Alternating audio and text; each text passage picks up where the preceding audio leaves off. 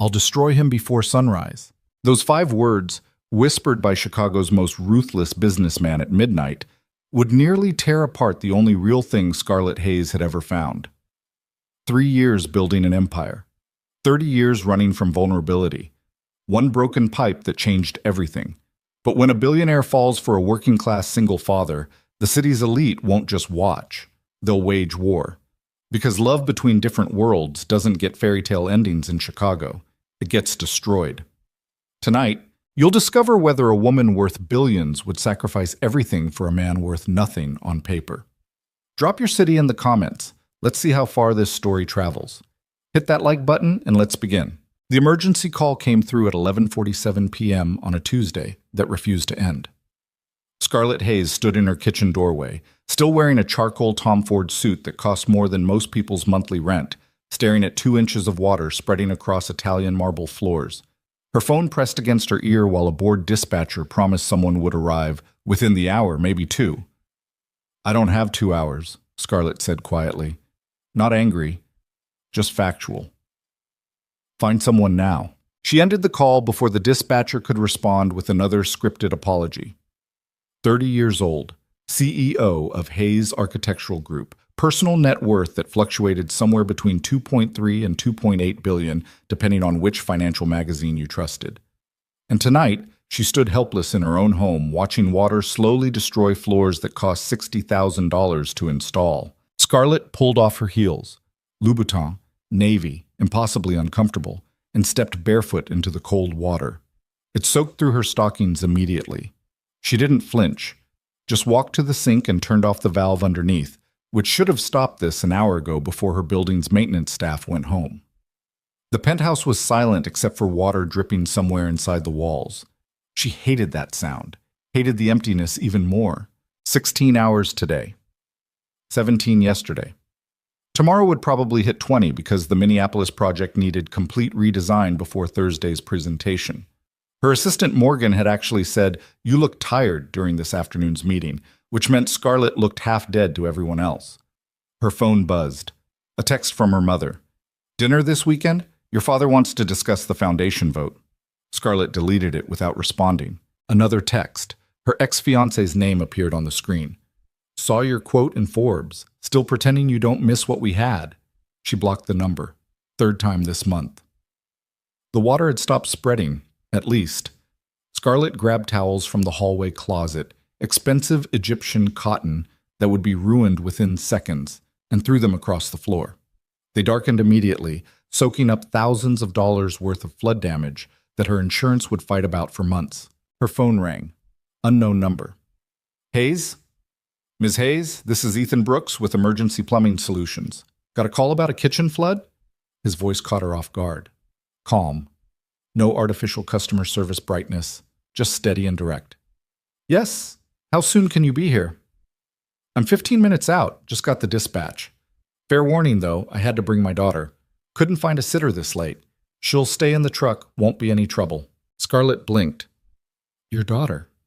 "Yeah, 7 years old, half asleep already. I know it's unprofessional, but the other guys couldn't come out until morning and dispatch said you needed someone tonight." 15 minutes? 12 now. I drive fast. Something about his voice made her believe him. "Fine. The concierge will send you up." "Appreciate it. Be there soon." He hung up before she could. Scarlett looked around her kitchen. Water, towels. Disaster contained but not solved. She should change clothes, should look less like someone who just left a hostile board meeting and more like a normal human being dealing with a household emergency. Instead, she sat down on the one dry bar stool and waited. Her phone buzzed again. Work email. The Minneapolis client wanted significant changes to the design they'd already approved twice. Scarlett's jaw tightened as she read through the list. Significant meant expensive. Expensive meant timeline delays. Timeline delays meant her CFO would spend tomorrow morning explaining to investors why Q3 projections might shift. She typed back a response that was professional and cold and gave them exactly 0 room to negotiate further. Send. The silence returned. Scarlett caught her reflection in the dark window glass. Blonde hair pulled back so tight it gave her headaches. Makeup still perfect because she'd learned years ago how to look flawless even when everything inside was breaking. The suit that made her look powerful and untouchable and exactly like the Ice Queen they called her in business journals. She looked away. 12 minutes later, her phone buzzed with a text from the concierge. Plumber is on his way up. Scarlett stood, straightened her jacket, and walked to the door. When she opened it, Ethan Brooks was nothing like she expected. Tall, maybe 6'2", dark hair that needed a cut, wearing jeans that had seen actual work and a navy jacket with his company logo stitched across the chest. He carried a toolbox that looked older than Scarlett's entire building and had the kind of weathered face that came from years of hard labor and not enough sleep. He also had kind eyes. That surprised her most. Ms. Hayes? Yes, Ethan Brooks. He didn't offer to shake hands, probably because he was holding the toolbox. Kitchen flood? This way. She led him through the foyer, where he didn't react to the original Rothko on the wall, past the living room, where he didn't pause at the floor-to-ceiling windows overlooking downtown Chicago, and straight to the kitchen disaster. Ethan set down his toolbox and surveyed the damage without speaking. Then he knelt beside the sink, opened the cabinet underneath, and stuck his head inside to examine the pipes. When did it start? His voice echoed slightly from inside the cabinet. Around 10. I was working late. Came home and found it like this. You shut off the valve? Yes. Good. He pulled his head out and looked up at her. That saved you about $10,000 in damage. Maybe more. Scarlett crossed her arms. Can you fix it tonight? Depends what's broken. Give me a few minutes to diagnose. He pulled a flashlight from his toolbox and disappeared back under the sink. She watched him work. Efficient. No wasted movement. His hands moved quickly through pipes and joints, testing connections, checking for cracks. He muttered something to himself that sounded like, "There you are," and then pulled out a section of pipe that had split along a seam. Found your problem. He held up the broken piece. Pressure buildup. Happens with older buildings sometimes, even fancy ones. The pipe couldn't handle it and just gave out. How long to fix? Hour, maybe 90 minutes. I've got the replacement parts in the truck. He stood up, still holding the broken pipe. Mind if I ask what you put down your disposal? Scarlett frowned. Excuse me? Your garbage disposal. What goes down it? I don't... Food waste? Ethan smiled. Actually smiled. Specifically? I don't understand the question. You've got lemon peels stuck in the trap. Lots of them. And what looks like coffee grounds. Those are basically the two worst things you can put down a disposal. Heat crept up Scarlett's neck. I didn't know that. Most people don't. His tone wasn't condescending, just matter of fact. Lemon peels expand when they get wet. Coffee grounds turn into cement. Together they create a blockage that builds pressure until something breaks. He gestured with the pipe. Hence, midnight flood. So this is my fault. This is a maintenance issue combined with disposal misuse. Not quite the same as fault. He set the pipe down carefully. Let me grab the parts from my truck. I'll have you fixed up before you know it. He headed for the door, then paused and turned back. Your daughter, Scarlett said suddenly. Is she all right out there? Something softened in Ethan's expression. She's fine. Brought her tablet and headphones. She'll watch cartoons until I'm done. Probably fall asleep halfway through. It's almost midnight. Yeah. He rubbed the back of his neck. Not my finest parenting moment, bringing her on a work call. But her regular sitter had a family emergency and my mom's out of town. Sometimes you just do what you have to do. Scarlett understood that more than he knew. Bring her up. Ethan blinked. What? Your daughter. Bring her inside. There's a guest room down the hall. She can sleep there instead of your truck. Ms. Hayes, I can't... You can. The room has a bed and it's warm and safe. Better than a truck in a parking garage at midnight. Scarlett heard her own voice take on the tone she used in boardrooms. I'm not asking. For a moment, Ethan just looked at her. Then slowly, he nodded. Okay. Thank you. That's really kind. It's practical. Scarlett turned away before he could see whatever expression was on her face. Go get your parts, and your daughter. She heard him leave. Alone again, Scarlett walked to the window and stared out at the Chicago skyline. Lights blazed from 1,000 buildings where people were still working, still grinding, still chasing whatever success looked like to them. She'd been chasing for so long she'd forgotten why she started. Behind her, water dripped softly from the towels. 10 minutes later, Ethan returned carrying his toolbox in one hand and holding his daughter's hand with the other. The little girl was small for 7, all sleepy eyes and tangled brown hair, wearing pajamas with cartoon characters Scarlett didn't recognize. She clutched a tablet to her chest and kept her face pressed against her father's side.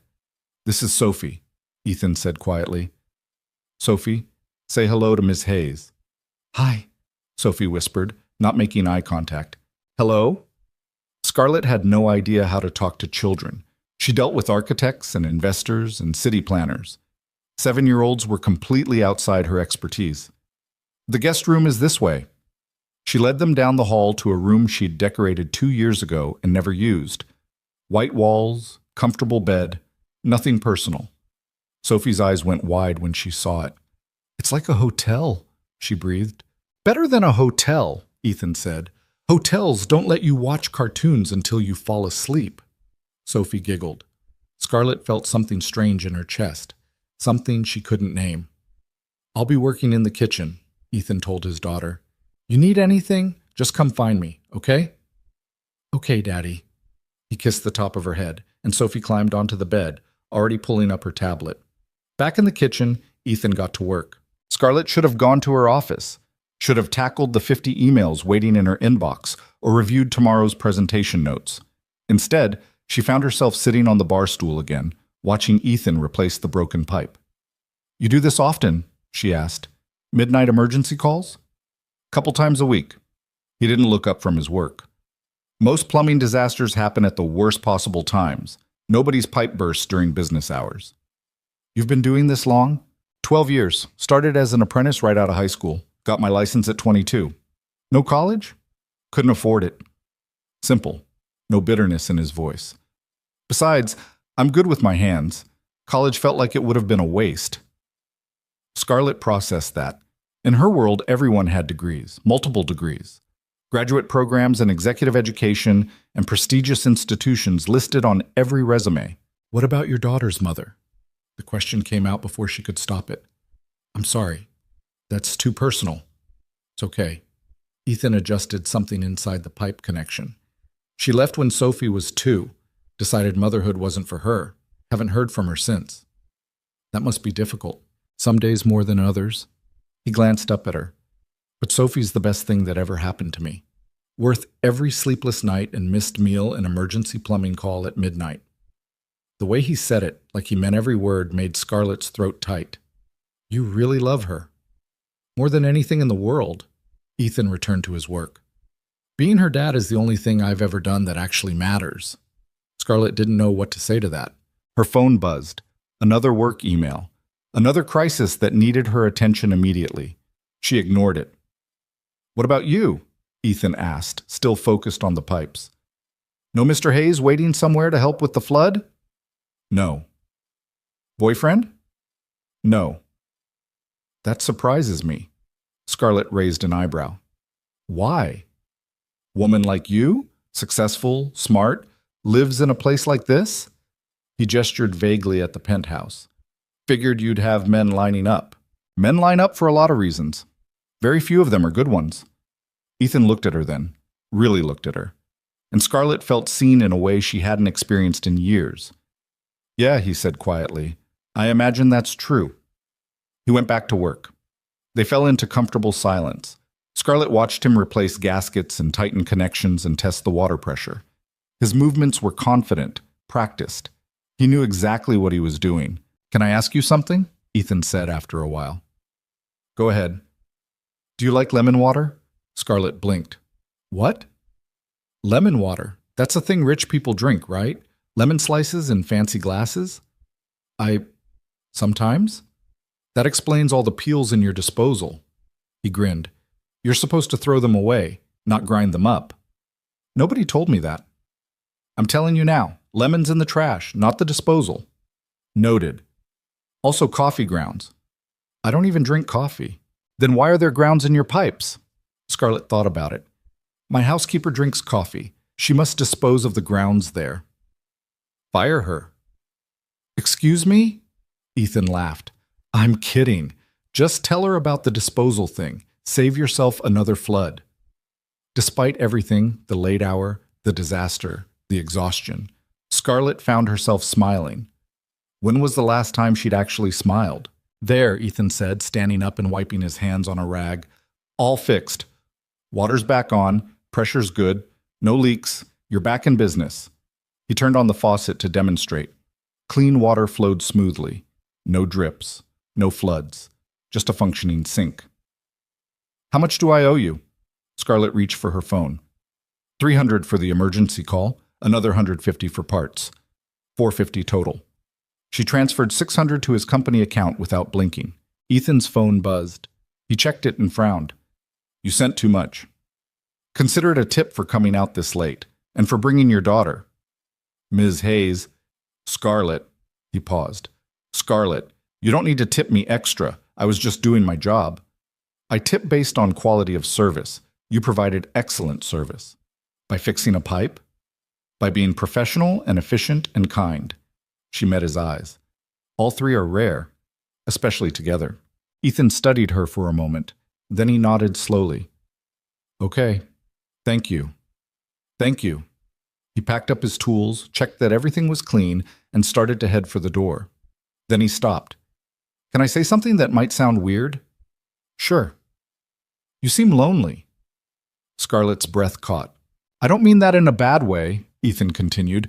Just, I know what loneliness looks like. I've been there, living in a beautiful place, having a good job, but coming home every night to silence. It's hard. I'm fine. I didn't say you weren't fine. I said you seem lonely. Those are different things.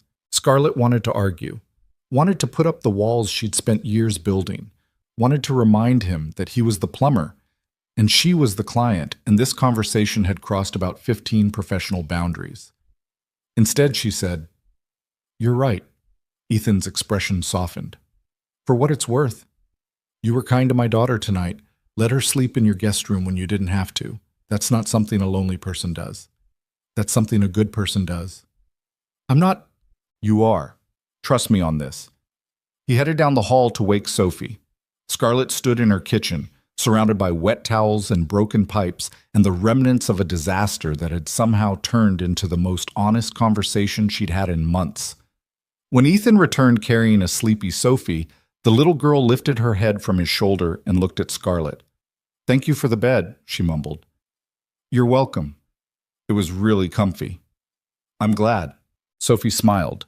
Then she tucked her face back against her father's neck and closed her eyes. Ethan mouthed thank you and headed for the door. Scarlett followed them. Watched Ethan shift his toolbox to his other hand without waking his daughter. Watched him navigate the hallway with practiced ease. At the elevator, he turned back. If you ever need another plumber, call the main line and ask for me specifically. I'll make sure you don't get stuck with the guy who charges double. I'll remember that. The elevator doors opened. Ethan stepped inside. Good night, Scarlett. Good night, Ethan. The doors closed, and just like that, they were gone. Scarlett stood in her empty penthouse and listened to the silence return. But somehow, it felt different now. Less oppressive, like something had shifted in the air. She walked back to the kitchen. The floor was still wet, but the disaster was contained, fixed. She'd wake up tomorrow and hire someone to handle the water damage, and everything would return to normal. Except. Scarlett pulled out her phone and found the text from her ex-fiancé that she'd seen earlier, the one she'd blocked. She unblocked the number just long enough to type a response. I never miss what we had, because what we had was never real. Send. Block again. Then she opened her email and started working on the Minneapolis project redesign. But for the first time in years, she found herself distracted, thinking about a plumber with kind eyes and a sleeping daughter, thinking about loneliness and goodness and the strange warmth of honest conversation, thinking about how $450 for emergency plumbing might have been the best money she'd spent all year. 3 days later, Scarlett's life began to fall apart. It started with a phone call from her assistant, Morgan, at 7 a.m. We have a problem. Scarlett was already awake, halfway through her morning workout in the penthouse gym. She paused the treadmill. What kind of problem? Damien Cole just bought a table at tomorrow's charity gala. Front row. Scarlett's jaw clenched. Damien, her ex-fiancé. The man who'd humiliated her 2 years ago by leaving her for Victoria Chen, an executive at their biggest competitor. The man who'd told reporters that Scarlett was brilliant in business but cold in life. The man who'd somehow managed to make their breakup about her failures instead of his betrayal. So he bought a table. So what? So he's bringing Victoria. And according to the seating chart, they're positioned directly in your line of sight. You'll be staring at them all night. Scarlett stepped off the treadmill. Sweat dripped down her back. Who approved that seating arrangement? The event coordinator. She didn't realize the connection. Fix it. I tried. Damien specifically requested that spot. Paid triple the normal rate. The charity won't move him. Of course he did. This was exactly the kind of power play Damien loved. Show up at Scarlett's event, her charity gala that she'd been chairing for 5 years, and parade his new relationship in front of Chicago's elite. Prove to everyone that he'd moved on while she remained alone. Fine, Scarlett said coldly. I'll handle it. How? Good question. Scarlett ended the call and stood in her gym, breathing hard, trying to think through the anger. Tomorrow night's gala was the most important fundraiser of the year. 200 guests, 50 investors. Media coverage from every major outlet in Chicago. The event would raise millions for children's hospitals and cement Hayes Architectural Group's reputation as a company that cared about community impact. Scarlett had to appear powerful, confident, completely unaffected by her ex-fiancé's presence. But she'd be walking in alone. Again. Just like last year. Just like every event since Damien left, and everyone would notice. Everyone would whisper. Everyone would see exactly what Damien wanted them to see. That Scarlett Hayes, for all her billions and success, couldn't keep a man interested. Her phone rang. Her mother. Scarlett ignored it. Rang again. Her CFO. She ignored that too. Instead, she pulled up her contacts and scrolled through names, college friends who'd drifted away, business associates who'd use a charity gala invitation to angle for deals, ex-boyfriends who'd want favors in return. Nobody. She had nobody who would stand beside her tomorrow night without wanting something. Scarlett threw her phone onto the workout bench and pressed her palms against her eyes. 30 years old, billions in the bank, and completely, utterly alone. That afternoon, during a meeting with her architectural team about the Minneapolis project, Scarlett made a decision that was either brilliant or insane. Probably insane. Morgan, she said, pulling her assistant aside after the meeting, I need you to find someone's contact information. Who? Ethan Brooks. He's a plumber with emergency plumbing solutions. Morgan blinked. A plumber? Yes. You need a plumber's contact information. I need his personal number, not the company line. Morgan stared at her. Is your kitchen flooding again? No. Then why? Just find it, please. 20 minutes later, Morgan returned with a phone number scribbled on a post-it note. She handed it to Scarlett with an expression that clearly said she had questions but knew better than to ask them. Scarlett waited until she was alone in her office. Then she dialed. The phone rang 3 times before Ethan answered. Hello? Ethan, it's Scarlett Hayes. A pause. Ms. Hayes, everything okay with your kitchen? The kitchen's fine. I'm calling about something else. Okay. Scarlett stood up and paced to her window, looked out at Chicago, sprawling below. I have a proposition for you. A proposition? Yes, it's going to sound strange. Most things you've said to me have sounded strange. Go ahead. Despite her nerves, Scarlett almost smiled. There's a charity gala tomorrow night, very formal, very public. I need someone to attend with me. Silence. Then, you're asking me to be your date? Fake date, pretend date, whatever you want to call it. The words tumbled out faster now. My ex-fiancé will be there with his new girlfriend. He's trying to humiliate me. I need to walk in with someone who makes it clear I've moved on. And you want that someone to be your plumber?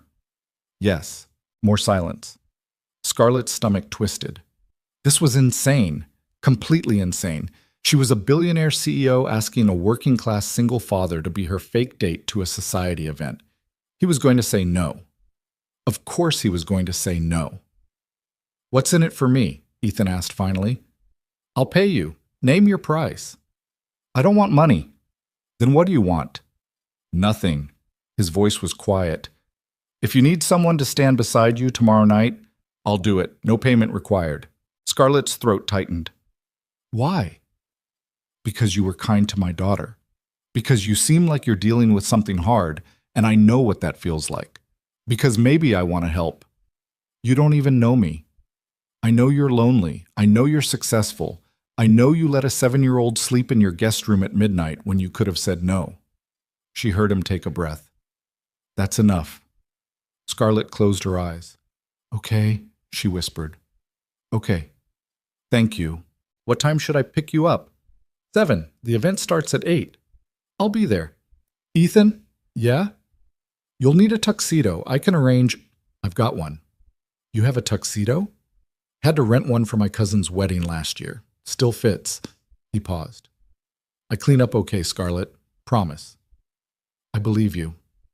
They hung up. Scarlett sat at her desk and stared at her phone. What had she just done? Her office door opened. Morgan poked her head in. "The design team needs your approval on the Minneapolis revisions." "Send them in." "Also, your mother called again. She says it's urgent." "It's never urgent." And Damian Cole's office sent over a press release about tomorrow's gala. Apparently he's making a major donation announcement. They want to coordinate media coverage with our team. Of course they did. Scarlett's hands curled into fists. "Tell them we'll coordinate nothing. He can make whatever announcement he wants. We're not helping him turn my charity gala into his publicity opportunity." Morgan nodded and disappeared. Alone again, Scarlett pulled up photos from last year's gala on her computer. There she was in a silver gown, smiling for cameras, looking perfect and powerful and completely hollow. Tomorrow would be different. Tomorrow she'd walk in with Ethan Brooks on her arm. And either it would be the smartest move she'd ever made, or it would be the disaster that finally proved Damian right about her. The next evening, Scarlett spent 3 hours getting ready. Hair styled in loose waves instead of her usual severe bun. Makeup that made her look softer, more approachable. A gown that her stylist had delivered that morning, midnight blue silk that moved like water and cost more than most people's cars. She looked beautiful. She looked terrified. At 6:55 p.m., her phone buzzed. Text from the concierge. "Mr. Brooks is here." Scarlett's heart hammered. She grabbed her clutch, checked her reflection one final time, and headed for the elevator. When the doors opened to the lobby, she saw him. Ethan stood near the entrance wearing a perfectly fitted black tuxedo that transformed him completely. Gone was the rugged plumber in work boots. In his place stood a man who looked like he belonged at society galas. Confident, handsome, the kind of presence that made people look twice. He turned when he heard her heels clicking across the marble floor. His eyes widened. "Wow," he said quietly. "You clean up okay too," Scarlett managed. He smiled, that same genuine smile from the kitchen. "Guess we both do." The town car was waiting outside. They slid into the back seat together and Scarlett gave the driver the venue address. As they pulled into traffic, Ethan looked at her. "You okay?" "Nervous." "About your ex?" "About everything." Scarlett twisted her hands in her lap. "About walking into that ballroom with you. About what people will say. About whether this whole plan is completely stupid." "It's probably a little stupid," Ethan admitted. "But you know what? Sometimes the stupid plans are the ones that work." "That doesn't make sense." "Sure it does. Smart plans are predictable. Stupid plans keep people guessing." He adjusted his bow tie. "Besides, if nothing else, at least you'll have someone to laugh with when your ex tries to show off." Scarlett looked at him. "You're not nervous at all?" "Terrified." He said it so casually she almost laughed. "I'm a plumber about to walk into a room full of billionaires. I don't know which fork to use. I'll probably say something embarrassing, but you know what? None of those people matter. The only person who matters tonight is you." Something in Scarlett's chest cracked open. "How are you this kind?" she whispered. "I'm not. I'm just honest." Ethan reached over and took her hand. You're going to be fine. Better than fine. You're going to walk in there and show everyone exactly who you are, and I'll be right beside you the whole time." His hand was warm, calloused, real. Scarlett held on tight. The car pulled up to the venue, a historic hotel in downtown Chicago that had been transformed into a glittering wonderland. Red carpet, photographers, guests in designer gowns and expensive tuxedos streaming through the entrance. Scarlett's stomach dropped. "Ready?" Ethan asked. "No." "Perfect. Let's go anyway." He stepped out of the car first, then offered his hand to help her out. Cameras flashed immediately. Reporters shouted questions. Scarlett had done this 100 times before, but tonight felt different. Tonight she wasn't alone. Ethan's hand stayed on the small of her back as they walked the red carpet. Steady, grounding. When a photographer called for them to stop and pose, he leaned in and whispered, "Smile like you just heard the funniest joke of your life." "I can't." "Sure you can. Think about something ridiculous, like the fact that I once got my hand stuck in a toilet trying to retrieve a kid's toy truck." Scarlett burst out laughing. The cameras went crazy, and just like that, they were inside. The ballroom was exactly as stunning as Scarlett remembered from the planning meetings. Crystal chandeliers, white tablecloths, flowers everywhere. 200 of Chicago's wealthiest citizens mingling with champagne glasses and practiced smiles. And there, at a front row table exactly where Morgan said he'd be, sat Damian Cole. He looked the same, handsome in that polished, calculated way. Perfect hair, perfect suit, perfect smile that didn't reach his eyes. Victoria Chen sat beside him, wearing red and looking bored. When Damian saw Scarlett, his expression shifted. Surprise first, then calculation, then something that might have been anger. His eyes moved to Ethan, lingered, assessed. Scarlett felt Ethan's hand tighten slightly on her back. "That him?" Ethan murmured. "Yes." "He looks like an asshole." Scarlett nearly choked on her champagne. "Ethan? Sorry, he looks like a successful asshole."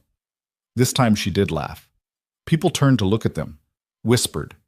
Scarlett recognized the expressions: curiosity, judgment, the endless social calculations of who mattered and who didn't. "Ms. Hayes," a board member approached with his wife. "Wonderful to see you, and who is this?" "Ethan Brooks," Ethan said smoothly, offering his hand. "Nice to meet you. What do you do, Mr. Brooks?"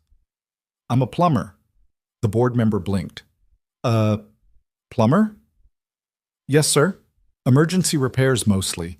Burst pipes, flooded basements, that kind of thing." Awkward silence. Then the board member's wife smiled. How refreshing! Someone with a real job instead of just managing money. Her husband looked uncomfortable. Ethan just smiled. "It's honest work," he said simply. "Keeps me busy." They moved on. More people approached, more introductions. Each time, Ethan was polite and confident and completely himself. He didn't pretend to be something he wasn't, didn't apologize for being a plumber, just stood there like he belonged. And somehow, people responded to it. An investor's daughter asked about emergency plumbing disasters and listened fascinated as Ethan described finding a wedding ring in a drain pipe. A city councilman's wife laughed when Ethan admitted he had no idea which charity the gala supported, but was happy to be there anyway. Even the skeptical ones, the ones who looked at his profession and dismissed him, couldn't quite shake his presence. Because Ethan wasn't trying to impress anyone. He was just being real. An hour into the event, dinner was announced. Scarlett and Ethan found their table, center of the room, elevated position, perfect view of the whole ballroom. Perfect view of Damian. As they sat down, Scarlett's phone buzzed. Text from Morgan. "You're trending on Twitter. Photos from the red carpet. People want to know who your date is." Scarlett showed Ethan the text. He grinned. "Should I do an interview? Local plumber crashes billionaire gala? Still doesn't know which fork to use?" "Please don't." "Too late. I'm talking to reporters after dinner." "Ethan." "I'm kidding." He squeezed her hand under the table. "Relax. Nobody cares about me. They care about you. And right now you look happy. That's all that matters." Dinner was served. Scarlett barely tasted the food. She was too aware of Damian's eyes on them, too aware of the whispers, too aware of Ethan beside her, making jokes with the other guests at their table, charming them without effort. Halfway through the main course, the speeches started. The charity director, a hospital administrator, a donor who'd contributed 7 figures. Then Damien stood up. Scarlett's blood went cold. "I wasn't planning to speak tonight," Damien said into the microphone, his voice smooth and practiced. "But I wanted to take a moment to announce something special." Victoria smiled up at him adoringly. "My company is donating $5 million to tonight's cause." Gasps around the room, applause, cameras flashing. Damien soaked it in. "Children's health care is important to me, and I believe those of us with resources have a responsibility to give back." His eyes found Scarlett across the room. "Some people throw galas. Some people write checks. Both matter. But I've always believed actions speak louder than events." The implication was clear. Scarlett threw parties. Damien donated millions. Scarlett played at charity. Damien actually cared. The applause continued. Damien sat down, looking pleased with himself.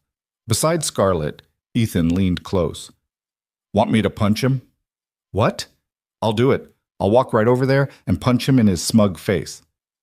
"You can't punch him." "Sure I can. I'm a plumber, blue-collar guy. Everyone will think I just lost my temper. You'll look scandalized. He'll look like he deserved it." Ethan's eyes twinkled. "Win-win." Scarlett couldn't help it. She laughed. Around them, people stared.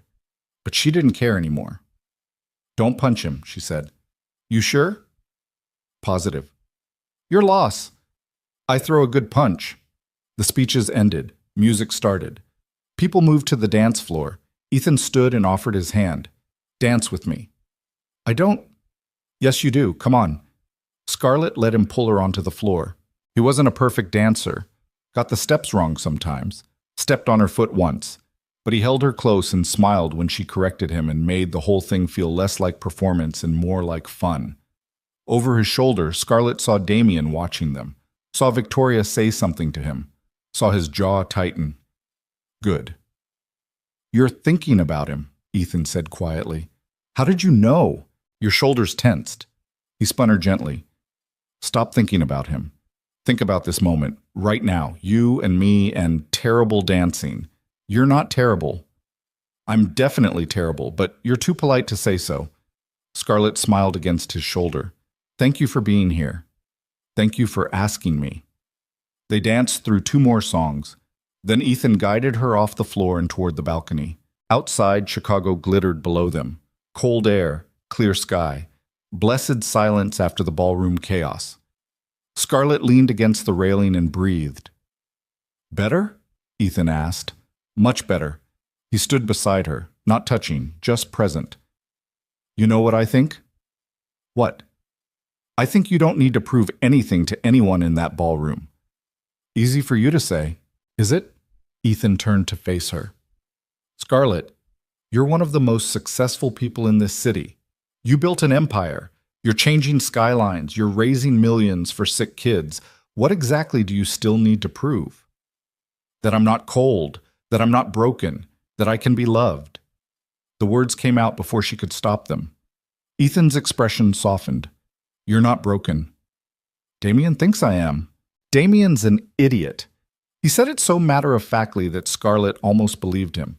"He had something real with you and threw it away because he's too shallow to recognize value when he sees it. That's not your failure. That's his." "You don't know what our relationship was like.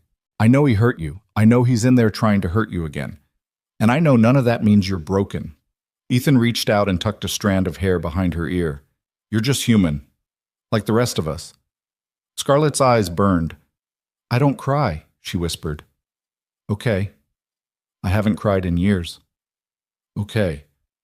I'm not going to start now." "Okay."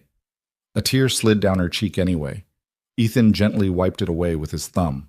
"For the record," he said quietly, "I think anyone who gets to love you would be the luckiest person alive."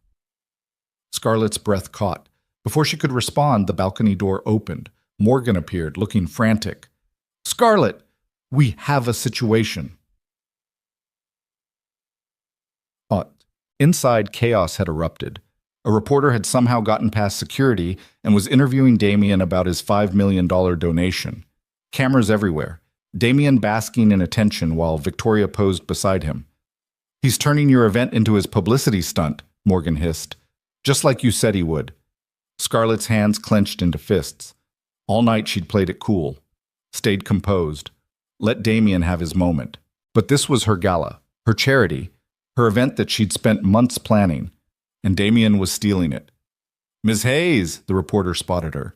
"Can we get a comment about Mr. Cole's generous donation?" Everyone turned to look. Scarlett felt Ethan's hand on her back, steady, grounding. She walked forward. "Mr. Cole's donation is appreciated," she said smoothly, "as are all the contributions tonight. This charity serves children who need medical care they can't afford. Every dollar matters. But $5 million is quite significant.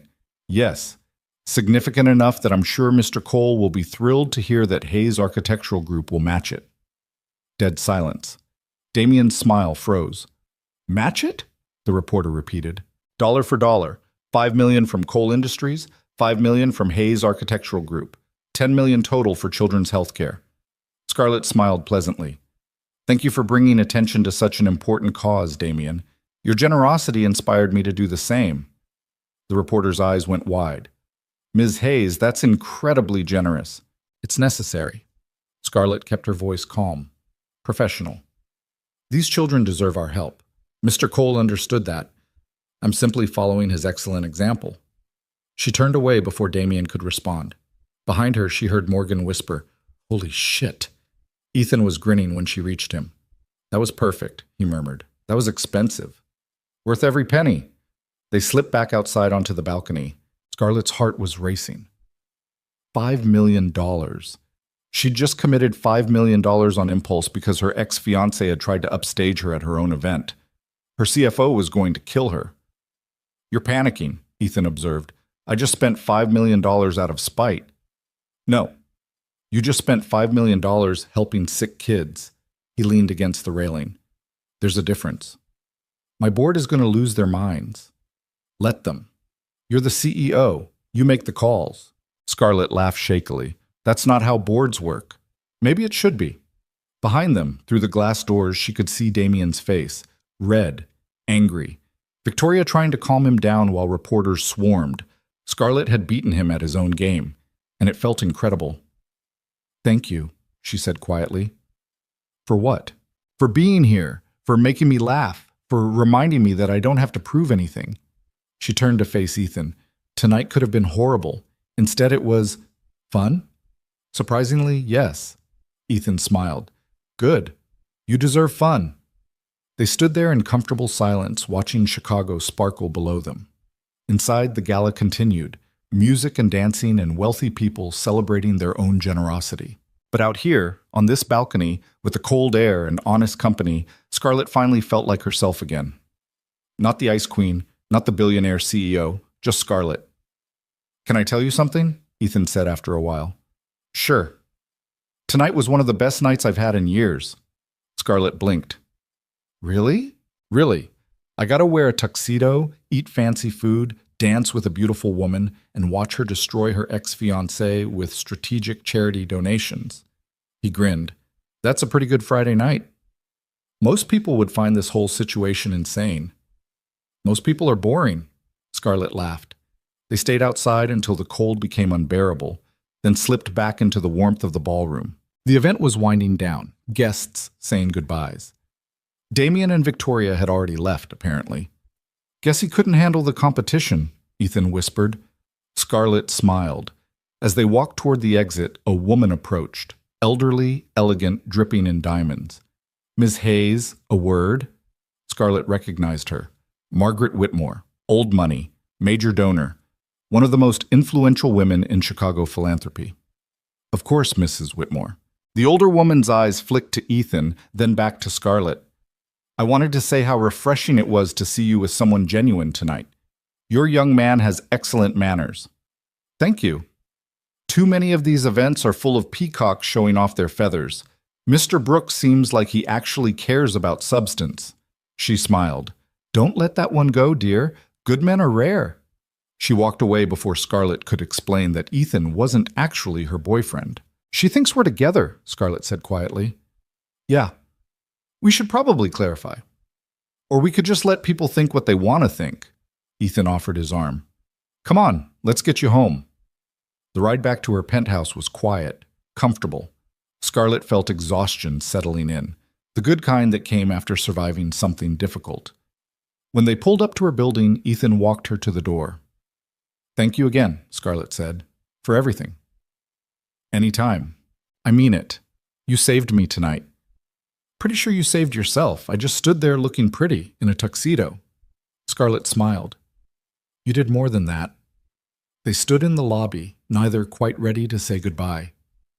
Scarlett, Ethan said quietly. Yeah?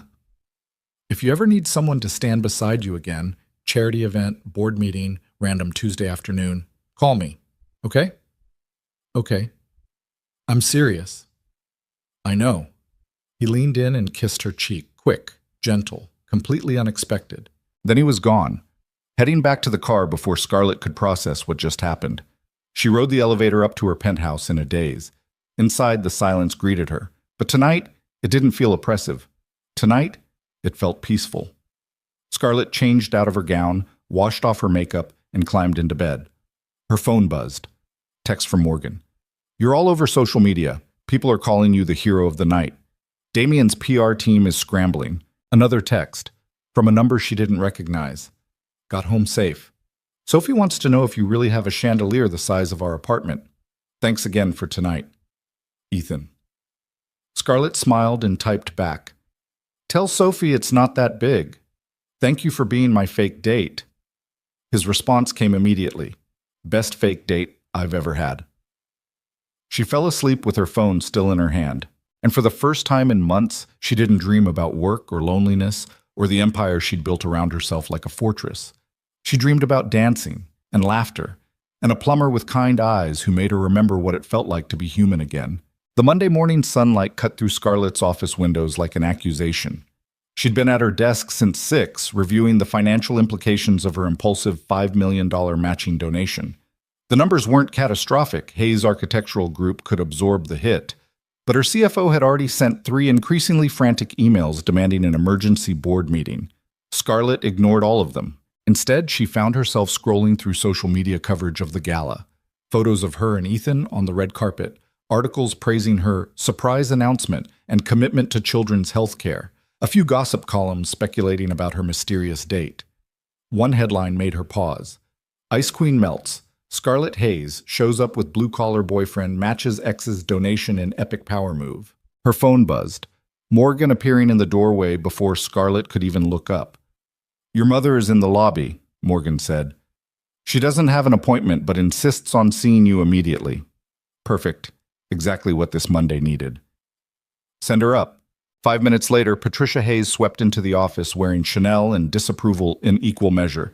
She was 63 and looked 45 thanks to excellent genetics and an expensive dermatologist. Her gray eyes, the same shade as Scarlett's, took in the office with practiced assessment.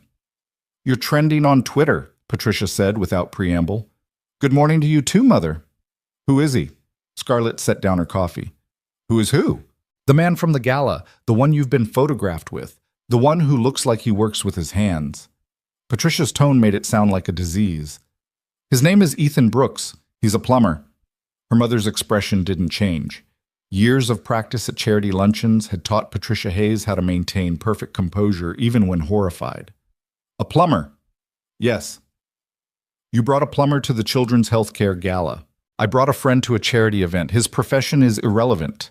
Patricia sat down in the leather chair across from Scarlett's desk. Everything is relevant when you're one of the most visible businesswomen in Chicago. You know this. Your father and I didn't raise you to be careless about public perception. You and Father raised me to be successful. I am. What I do in my personal life is my business. Not when your personal life affects the family foundation. The board is concerned. Scarlett's jaw tightened. Concerned about what? That I showed up to a charity gala with a date who doesn't come from old money? That I donated $5 million to sick children? Concerned that you made a major financial decision on impulse to spite your ex-fiancé. Patricia's voice was cool, clinical. Damien called your father this morning, said you were trying to embarrass him. Damien can go to hell. Scarlett, He showed up at my event specifically to make me look pathetic. He brought Victoria. He made that donation announcement to overshadow everything I'd worked for. So yes, I matched it, and I'd do it again. Patricia studied her daughter with an expression Scarlett couldn't read. You've changed. I grew up. You grew reckless. Her mother stood smoothing her skirt. This plumber. Is it serious? It's none of your business. That means no. Patricia walked to the door, then paused. Be careful, Scarlett. Men like that see women like you as opportunities. Money, status, access. Make sure you know what he really wants before you do something else impulsive. She left before Scarlett could respond. The office felt colder after she was gone. Scarlett turned back to her computer, trying to focus on work. Project timelines. Client proposals. The Minneapolis redesign that kept getting more complicated. But her mother's words kept circulating. Men like that see women like you as opportunities. Ethan wasn't like that. Was he? He'd refused payment for the gala, stood beside her without asking for anything, been genuine and kind and completely himself, but Patricia Hayes hadn't built a fortune by being naive about people's motivations. Scarlett's phone rang. Unknown number. She answered. Hayes. Ms. Hayes, this is Jennifer Morrison from Chicago Business Weekly. I'm writing a profile piece about Saturday's gala and would love to get a quote about your donation and your relationship with Ethan Brooks. No comment. Just a few quick questions. Scarlett hung up. The phone rang again immediately. Different reporter, same questions. She silenced it and stood up, suddenly desperate to be anywhere else. Morgan, she called through the open door. Clear my afternoon schedule. You have the Minneapolis presentation at 2. Reschedule it. I'm leaving. 20 minutes later, Scarlett sat in her car with no destination in mind. She just drove, letting Chicago blur past her windows, trying to escape the feeling that her carefully controlled life was spinning out of her grasp. Without planning to, she found herself in Ethan's neighborhood. It was nothing like her part of the city. Older buildings, chain-link fences, corner stores with hand-painted signs. Working-class Chicago in all its complicated reality. She pulled over and sent him a text. Are you working today? His response came fast. Woo 3. Why? Can I see you? Now? If you're free. 3 dots appeared. Disappeared. Appeared again. Meet me at Morton Park in 10 minutes. I'm on lunch break. Scarlett found the park easily. It was small and worn, with playground equipment that had seen better days and benches that needed repainting. A handful of kids played on the swings while their parents watched from nearby. Ethan was sitting on a bench near the basketball court, still wearing his work uniform. He stood when he saw her. Hey! Hey! They sat down together. For a moment, neither spoke. You okay? Ethan asked finally. I don't know. Scarlett stared at the playground. My mother came to my office this morning, told me I was being reckless, that you might be using me. Ethan absorbed that. What do you think? I think she's paranoid. Is she? Scarlett turned to look at him. What? Your mother. Is she paranoid, or is she protecting you based on experience? Ethan's expression was serious. You're a billionaire, Scarlett. I'm a guy who fixes broken pipes. I get why people would question my motives. You refuse payment for the gala. That doesn't prove anything. Maybe I'm playing a long game. Are you? No. He said it simply, directly. But you don't really know me. We've spent one evening together and had one midnight plumbing call. For all you know, I saw an opportunity and took it. Scarlett's chest tightened. Why are you saying this? Because I don't want you getting hurt trying to prove something to your ex or your mother or whoever else is in your head right now. Ethan leaned forward, elbows on his knees. Saturday night was fun, really fun, but it was also fake. We both knew that going in. It didn't feel fake. I know. His voice softened. That's the problem. They sat in silence. A kid shrieked with laughter on the swings. Someone's phone played music too loudly from across the park. My daughter asked about you, Ethan said eventually. What did she ask?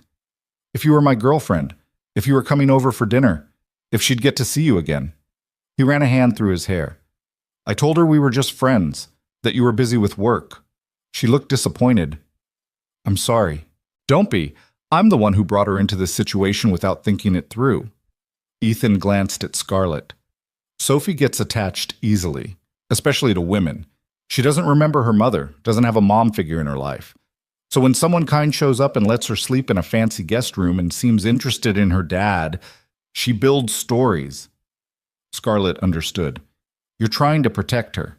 I'm trying to be realistic. You and me, we don't make sense. Different worlds, different lives. Saturday was great, but it was also temporary. What if I don't want it to be temporary? The words escaped before Scarlett could stop them. Ethan looked at her, really looked at her, and Scarlett saw something complicated in his expression. Want and fear and uncertainty all tangled together. What do you want, Scarlett? I don't know. She was being honest. I just know that I haven't felt like myself in years. And then you showed up to fix my kitchen, and somehow you made me laugh, made me feel human. And Saturday night, standing beside you, I felt less alone than I have in, I can't even remember how long. That's not a relationship, that's relief. Maybe relief is where relationships start. Ethan smiled sadly. Or maybe relief is just relief, and we're both reading too much into it. A work truck pulled up to the curb. The driver honked. That's my partner, Ethan said, standing. We've got a job across town, burst pipe in a restaurant basement. Scarlett stood too. Okay. Scarlett, it's fine. Go to work. He hesitated, then reached out and squeezed her hand once. Quick, brief. Then he was walking toward the truck, climbing in, driving away. Scarlett stood alone in the park, watching the truck disappear around a corner. Her phone buzzed. Text from Morgan. Board wants to meet Wednesday morning. They're furious about the donation. Need you to prepare a defense. Scarlett typed back. Tell them I'll be there. She got in her car and drove back to the office, where spreadsheets and architectural plans and investor demands waited. Back to the world that made sense, the world she understood. But for the rest of the day, all she could think about was the way Ethan had squeezed her hand before leaving. Like he didn't want to let go. But did, anyway. The week passed in a blur of damage control. The board meeting Wednesday was exactly as brutal as expected. 7 men in expensive suits questioning her judgment, her impulsiveness, her personal entanglements affecting professional decisions. Scarlett sat through 2 hours of lectures about fiscal responsibility and public image and the importance of consulting before making major financial commitments. She didn't apologize, didn't back down, just presented the numbers showing how the donation would actually benefit their tax position and generate positive PR worth far more than $5 million in traditional advertising. By the end, the board had grudgingly accepted the decision, but their disapproval hung in the air like smoke. Thursday brought 3 new project proposals and a crisis with the Minneapolis client, who now wanted to scrap the entire design and start over. Scarlett spent 14 hours in meetings trying to salvage months of work. Friday, a business magazine published a profile calling her Chicago's most eligible bachelorette, and speculating about whether her mystery plumber boyfriend was serious or just a rebound. She didn't respond to any interview requests, didn't check social media, just worked until the exhaustion made her numb. By Saturday morning, Scarlett was running on 4 hours of sleep and too much coffee. She had a breakfast meeting with investors, followed by a site visit to a project downtown, followed by paperwork that would take the rest of the weekend. Her phone rang while she was reviewing contracts. Morgan. What now? You have a visitor in the lobby. Scarlett's heart jumped. Who? A little girl. Says her name is Sophie Brooks. She's with her grandmother. Scarlett nearly dropped her phone. Send them up. 2 minutes later, Sophie burst into her office wearing a purple dress and holding a handmade card. Behind her walked an older woman with gray hair and Ethan's eyes. Ms. Hayes, the woman said. I'm Linda Brooks, Ethan's mother. I'm so sorry to show up unannounced, but Sophie insisted on delivering this herself. Sophie ran straight to Scarlett and thrust out the card. I made you a thank you card for letting me sleep in your room. Scarlett took it carefully. The card was covered in glitter and stickers. Inside, written in careful 7-year-old handwriting, thank you for being nice to me and my daddy. You are very pretty. Love, Sophie. Something in Scarlett's chest cracked. This is beautiful, Sophie. I drew a picture on the back. Sophie flipped the card over. Sure enough, there was a crayon drawing of 3 stick figures, one tall with yellow hair, one medium-sized with dark hair, one small with brown hair. They were holding hands. "That's you and Daddy and me," Sophie explained proudly. "At the fancy party." "I love it." "Really?" "Really." Scarlett looked at Linda. "Thank you for bringing her." It was all her idea. Linda smiled. "She's been talking about you all week. Finally wore me down." "Does Ethan know you're here?" "No, he's at work. I'll probably get an earful later for enabling this." She didn't look particularly concerned, but Sophie was very insistent that you needed to have her card today. "Well, I'm glad she insisted." Scarlett crouched down to Sophie's level. "This made my whole day better." Sophie beamed, then, without warning, she threw her arms around Scarlett's neck and hugged her tight. Scarlett froze. She couldn't remember the last time someone had hugged her like this. Pure and uncomplicated and completely genuine. Slowly, she hugged Sophie back. When the little girl finally pulled away, she looked up at Scarlett with serious eyes. "Are you going to be my daddy's girlfriend?" "Sophie," Linda started. "It's okay." Scarlett kept her voice gentle.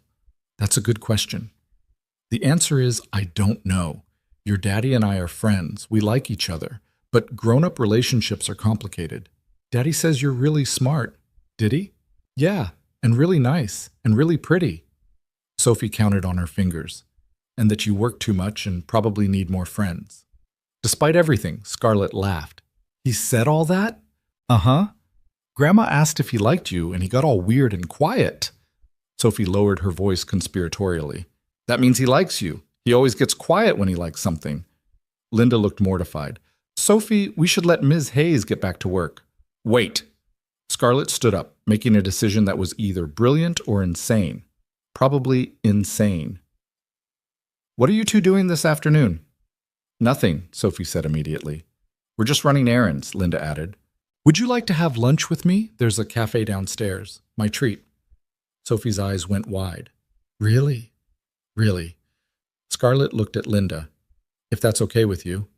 Linda studied her for a long moment. Then she smiled. "I think that would be lovely." 20 minutes later, they sat in the building's cafe. Expensive salads for the adults, grilled cheese and fries for Sophie. The little girl chattered nonstop about school and her friends and her favorite cartoons while Scarlett and Linda listened. "She doesn't usually warm up to people this fast," Linda said quietly when Sophie ran off to look at the dessert display. "You must have made quite an impression." "She's easy to like." "So is her father." Linda sipped her coffee. "Ethan told me about the gala. Said you needed a favor and he helped out." "That's one way to put it." "He also said you were dealing with some complicated personal stuff, an ex who was making things difficult." Scarlett nodded. "Damien, my former fiancé. He has a talent for making everything about himself." "Men like that usually do." Linda's expression was knowing. "My ex-husband was similar. Charming when he wanted to be, cruel when he didn't get his way. Took me years to leave him." "Ethan's father?" "Yes. He walked out when Ethan was 12. Haven't seen him since." She stirred her coffee slowly. "That's why my son is so careful about relationships, about letting people into Sophie's life. He knows how much it hurts when someone leaves." The implication was clear. Scarlett met Linda's eyes. "I'm not trying to hurt anyone." "I don't think you are. But intentions and outcomes aren't always the same thing." Linda's voice was gentle but firm. "My son is a good man, the best man I know, but he's also a single father working 2 jobs to support his daughter. He doesn't have time for games or uncertainty. And Sophie," she glanced at her granddaughter, who was pressing her face against the dessert case. "Sophie deserves stability." "I understand." "Do you?" Linda leaned forward slightly. "Because from where I'm sitting, you're a billionaire with a complicated life and my son is a plumber with a 7-year-old. Those worlds don't usually mix well." Scarlett wanted to argue. Wanted to say that money didn't matter, that connection was more important than circumstances. But Linda was right. Their worlds were different, incompatible in ways that couldn't be fixed with good intentions. "I don't want to hurt them," Scarlett said quietly. "Then be honest with yourself about what you want, and whether you're willing to handle the reality of being with someone like Ethan." Linda's expression softened. "He's not going to change his life to fit yours. He can't. Sophie comes first, always. If you can't accept that, it's better to walk away now." Sophie came running back. "Can I get chocolate cake?" "May I get chocolate cake?" Linda corrected automatically. May I? Sure, honey. Sophie cheered and ran back to tell the barista. Scarlett watched her go. This little girl who'd somehow worked her way into Scarlett's carefully controlled heart in less than a week. She's lucky to have you, Scarlett said, but both of you. We're the lucky ones. Linda stood up. Thank you for lunch, and for being kind to my granddaughter. Anytime. They collected Sophie and her chocolate cake and said their goodbyes. Scarlett watched them leave, Linda's hand on Sophie's shoulder, the little girl chattering about her dessert. Then she went back to her office and tried to focus on work. But all she could think about was what Linda had said. Be honest with yourself about what you want. What did she want? Scarlett stared out her window at Chicago, stretching endlessly below. All those buildings, all those people living their lives, all those stories she'd never know. Her phone buzzed. Text from Ethan. My mom just told me she and Sophie ambushed you at your office. I'm so sorry. Scarlett smiled and typed back. Don't be. Sophie brought me a card. It's the best thing that's happened all week. She can't stop talking about you. It's getting ridiculous. Is it? 3 dots appeared, disappeared, appeared again. No, it's not. Scarlett's heart beat faster. Ethan, I know what I said at the park. About being realistic. About our lives not making sense together. You were right, maybe, but I can't stop thinking about you anyway. Scarlett read the message 3 times. Before she could respond, another text came through. Sophie wants to know if you'd like to come over for dinner tomorrow. Sunday night. Nothing fancy, just spaghetti and garlic bread. She insists she makes the best garlic bread in Chicago. Does she? Absolutely not. It's always burnt. But don't tell her that. Scarlett laughed out loud in her empty office. What time? 6. I'll text you the address. Fair warning, my apartment is about the size of your closet. I don't care. You might when you see it. Ethan, I don't care. A longer pause this time. Okay. See you tomorrow. Scarlett set down her phone and leaned back in her chair. Tomorrow. Dinner. With Ethan and Sophie in their tiny apartment eating burnt garlic bread. It was the most ridiculous thing she could imagine doing, and she couldn't wait. The rest of Saturday disappeared into work. Contracts and emails and conference calls that lasted until midnight. Scarlett fell asleep at her desk and woke up Sunday morning with a stiff neck and Morgan texting to ask if she was okay.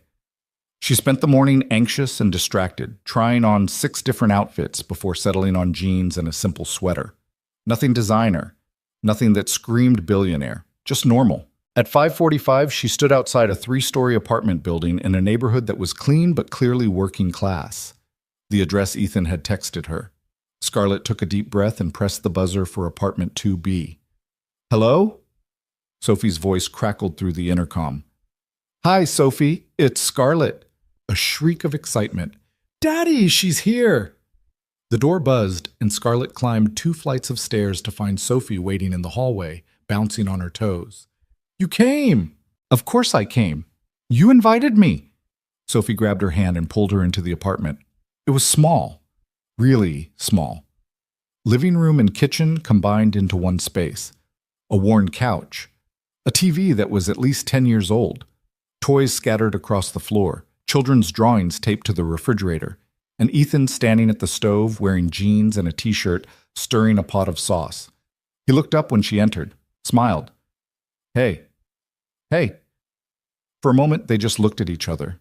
Then Sophie was pulling Scarlett to the kitchen table, showing her the garlic bread she'd helped prepare, explaining in great detail how you had to butter both sides and add lots and lots of garlic powder. Dinner was chaotic and warm and completely wonderful. The spaghetti was good. The garlic bread was indeed burnt on the edges. Sophie talked nonstop about school and her upcoming science project about volcanoes. Ethan told embarrassing stories about fixing a toilet in a mansion where the owners kept 17 cats. Scarlett laughed more in 2 hours than she had in 2 months. After dinner, Sophie insisted on showing Scarlett her room, a tiny space with a twin bed, a bookshelf, and drawings covering every inch of wall space. This is my favorite, Sophie said, pointing to a crayon drawing of a house with a family. That's me and Daddy, and that's you. Scarlett's throat tightened. I'm in your drawing? Yeah, because you're part of our family now. Sophie, Ethan appeared in the doorway. That's not... We talked about this. But I want her to be part of our family, Sophie said stubbornly. Ethan looked at Scarlett helplessly. How about this? Scarlett said gently. I'm your friend. Friends are kind of like family, right? Sophie considered this. I guess. So I can be your friend family. How's that sound? Okay. Sophie hugged her tight. Friend family is good. Ethan mouthed thank you over his daughter's head. After Sophie's bedtime, which involved 3 books, 2 glasses of water, and at least 4 stalling tactics, Ethan and Scarlett finally sat on the small couch together. Sorry about the family comment, Ethan said. She's 7. She doesn't really understand boundaries yet. It's okay. It's not. I don't want her pressuring you into anything. She's not. Scarlett turned to face him. Ethan, tonight was perfect. The garlic bread was burnt. I don't care about the garlic bread. My apartment is tiny. I don't care about your apartment. Scarlett, I care about this. She gestured around the small space. About Sophie showing me her drawings. About you making spaghetti and telling terrible plumbing stories. About feeling like I belong somewhere instead of just existing. Ethan was quiet for a long moment. You do belong here, he said finally. You know that, right? You walked in and Sophie lit up like Christmas, and He stopped, started again. I haven't felt this comfortable with someone in years, maybe ever. Then why are we fighting it? Because it's complicated. Because you're you and I'm me. Because Sophie will get hurt if this doesn't work out.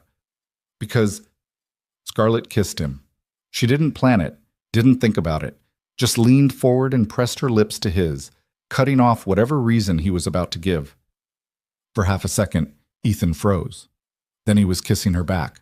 It wasn't perfect or smooth or anything like the romance movies. It was hesitant and uncertain and a little clumsy. But it was real. And it was theirs. When they finally pulled apart, both breathing hard, Ethan rested his forehead against hers. We're really doing this? He whispered. I think we are. It's going to be messy. I know. People are going to judge. Let them. They're going to. My life isn't glamorous. I work long hours. I have a kid. Most nights I'm too tired to do anything except crash on this couch. I work 18-hour days and haven't had a real conversation with anyone except my assistant in 6 months. I think we're both disasters. Ethan laughed.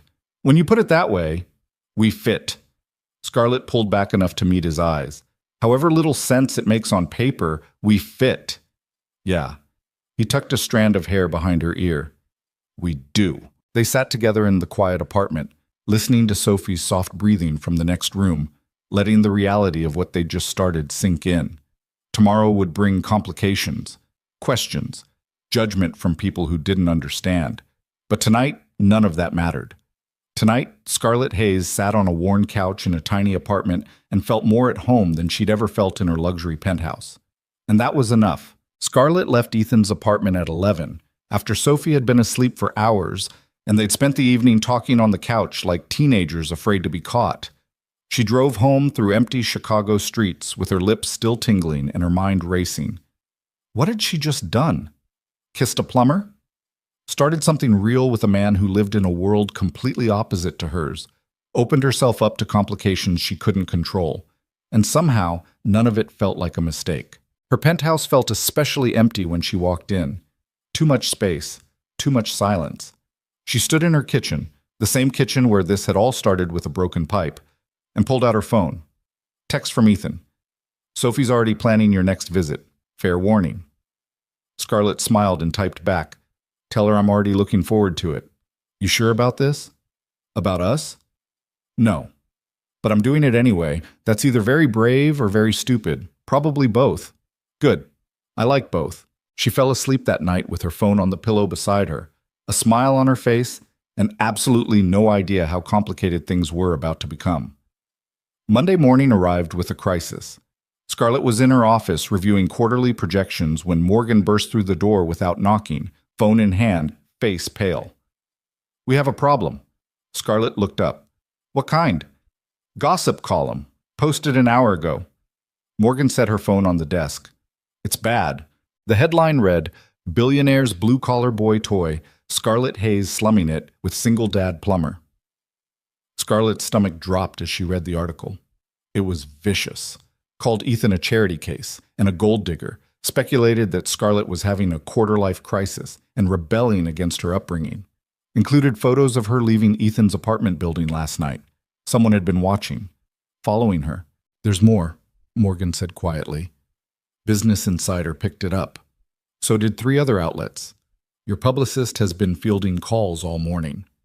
Scarlett's hands clenched into fists. Who wrote this? Anonymous source, but the writing style, Morgan hesitated. It sounds like Damien, or someone close to him. Of course it did. Scarlett stood up and walked to her window. Down below, Chicago went about its morning, people heading to work, living their lives, completely unaware that hers was being dissected in gossip columns. Schedule a press conference, she said. Scarlett, this afternoon, 4 o'clock, I'll make a statement. That's not a good idea. Responding gives the story oxygen. We should ignore it and let it die. It's not going to die. It's going to get worse. Scarlett turned to face her assistant. Damien's just getting started. He wants to destroy this before it becomes real, before people start seeing me as something other than the ice queen who can't maintain a relationship. Then what do you want to say? Good question.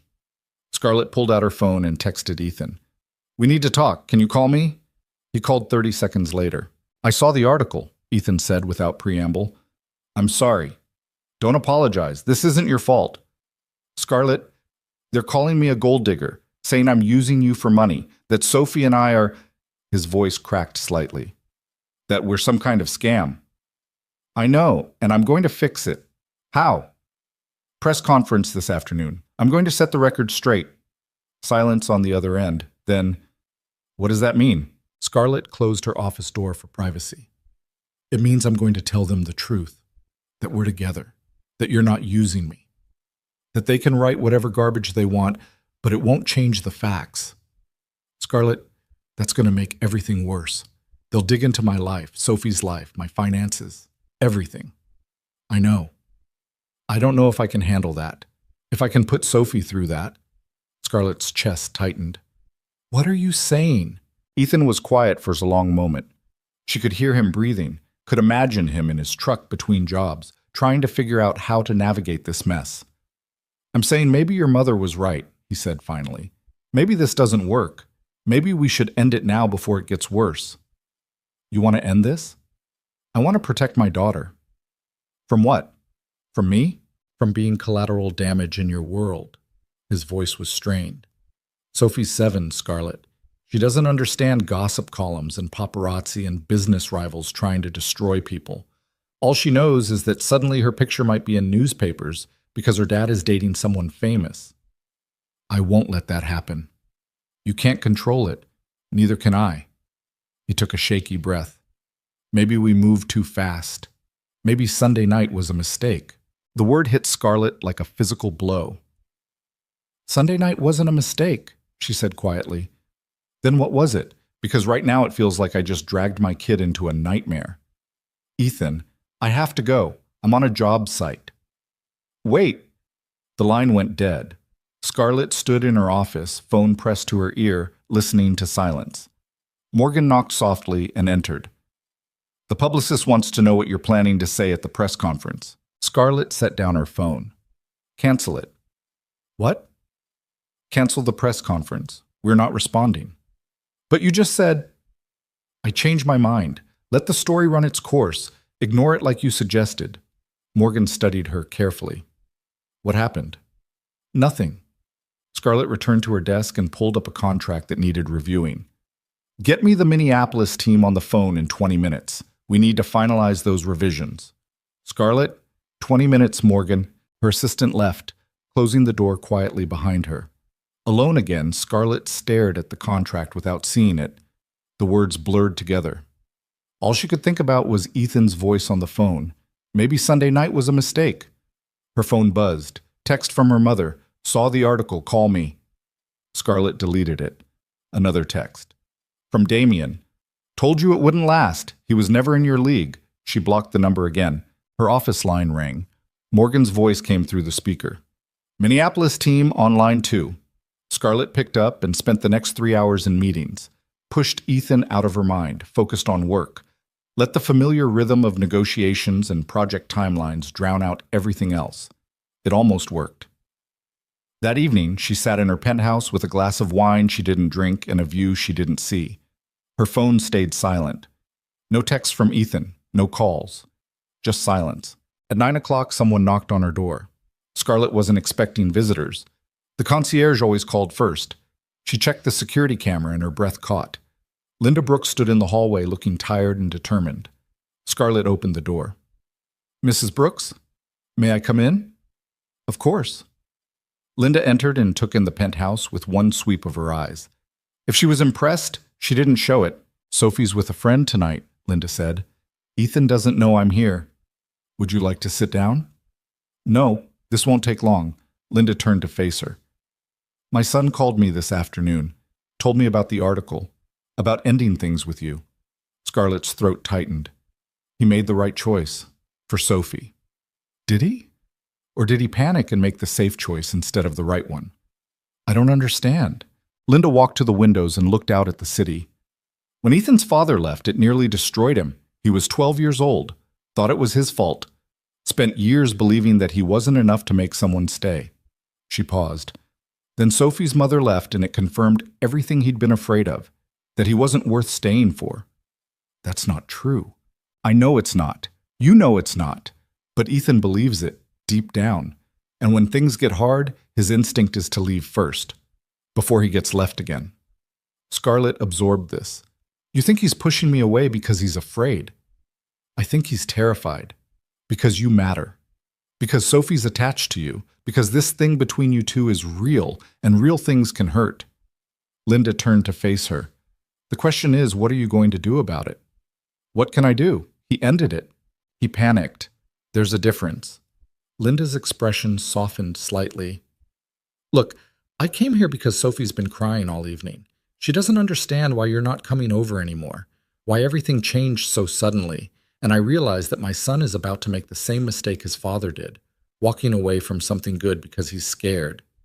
Mrs. Brooks, Linda, please. Linda. Scarlett took a breath. I care about Ethan and Sophie, more than I've cared about anyone in a long time, but I can't force him to be with me. And I can't promise that being with me won't bring complications into their lives. Today's article proved that. Today's article proved that there are cruel people in the world who want to tear down anything that doesn't fit their expectations. That's not new information. It is for Sophie. She's 7. She shouldn't have to deal with gossip columns and photographers. You're right, she shouldn't, but she also shouldn't have to watch her father give up on happiness because he's afraid. Linda stepped closer. Scarlett, I've watched my son raise that little girl alone for 5 years. Work himself into exhaustion. Put everyone else's needs before his own. Never complain, never ask for help. And you know what I've never seen until you came along? What? Joy. Real, genuine joy. He lights up when he talks about you, smiles at his phone when you text. Spent an hour yesterday helping Sophie make you another card because she wanted you to have it. Linda's voice was fierce. That matters. That's worth fighting for. Scarlett felt tears burning behind her eyes. What if I can't protect them from my world? Then you deal with it together. That's what relationships are, facing hard things side by side instead of alone. Your son doesn't want that right now. My son is scared. Show him he doesn't need to be. Linda left soon after, declining Scarlett's offer of tea or wine or anything else that might make her stay. The penthouse felt even emptier after she was gone. Scarlett stood at her window for a long time, watching lights flicker across the city, thinking about fear and courage and what she was willing to risk. Then she made a decision. The next morning, Scarlett woke up early and drove to Sophie's school. She'd gotten the address from Linda, sat in her car across the street, waiting. At 8:15, Ethan's truck pulled up and Sophie jumped out, backpack bouncing. Ethan said something that made Sophie laugh, kissed the top of her head, waited until she was safely inside before driving away. He never saw Scarlett watching. She waited until he was gone, then got out of her car and walked into the school. The office secretary looked up in surprise. Can I help you? I'm here to see Sophie Brooks. I'm a family friend. Sophie's in class right now. Do you have an appointment? No, but it's important, please. Something in Scarlett's voice must have convinced her. The secretary made a call, spoke quietly, then nodded. Mrs. Patterson says you can come to her classroom, room 14, down the hall on the left. Sophie's classroom was bright and chaotic. Children's artwork covering every wall, alphabet letters hanging from the ceiling, 22nd graders at small tables working on math problems. Sophie looked up when Scarlett entered. Her eyes went wide. Scarlett! She jumped from her seat and ran over, throwing her arms around Scarlett's waist before the teacher could stop her.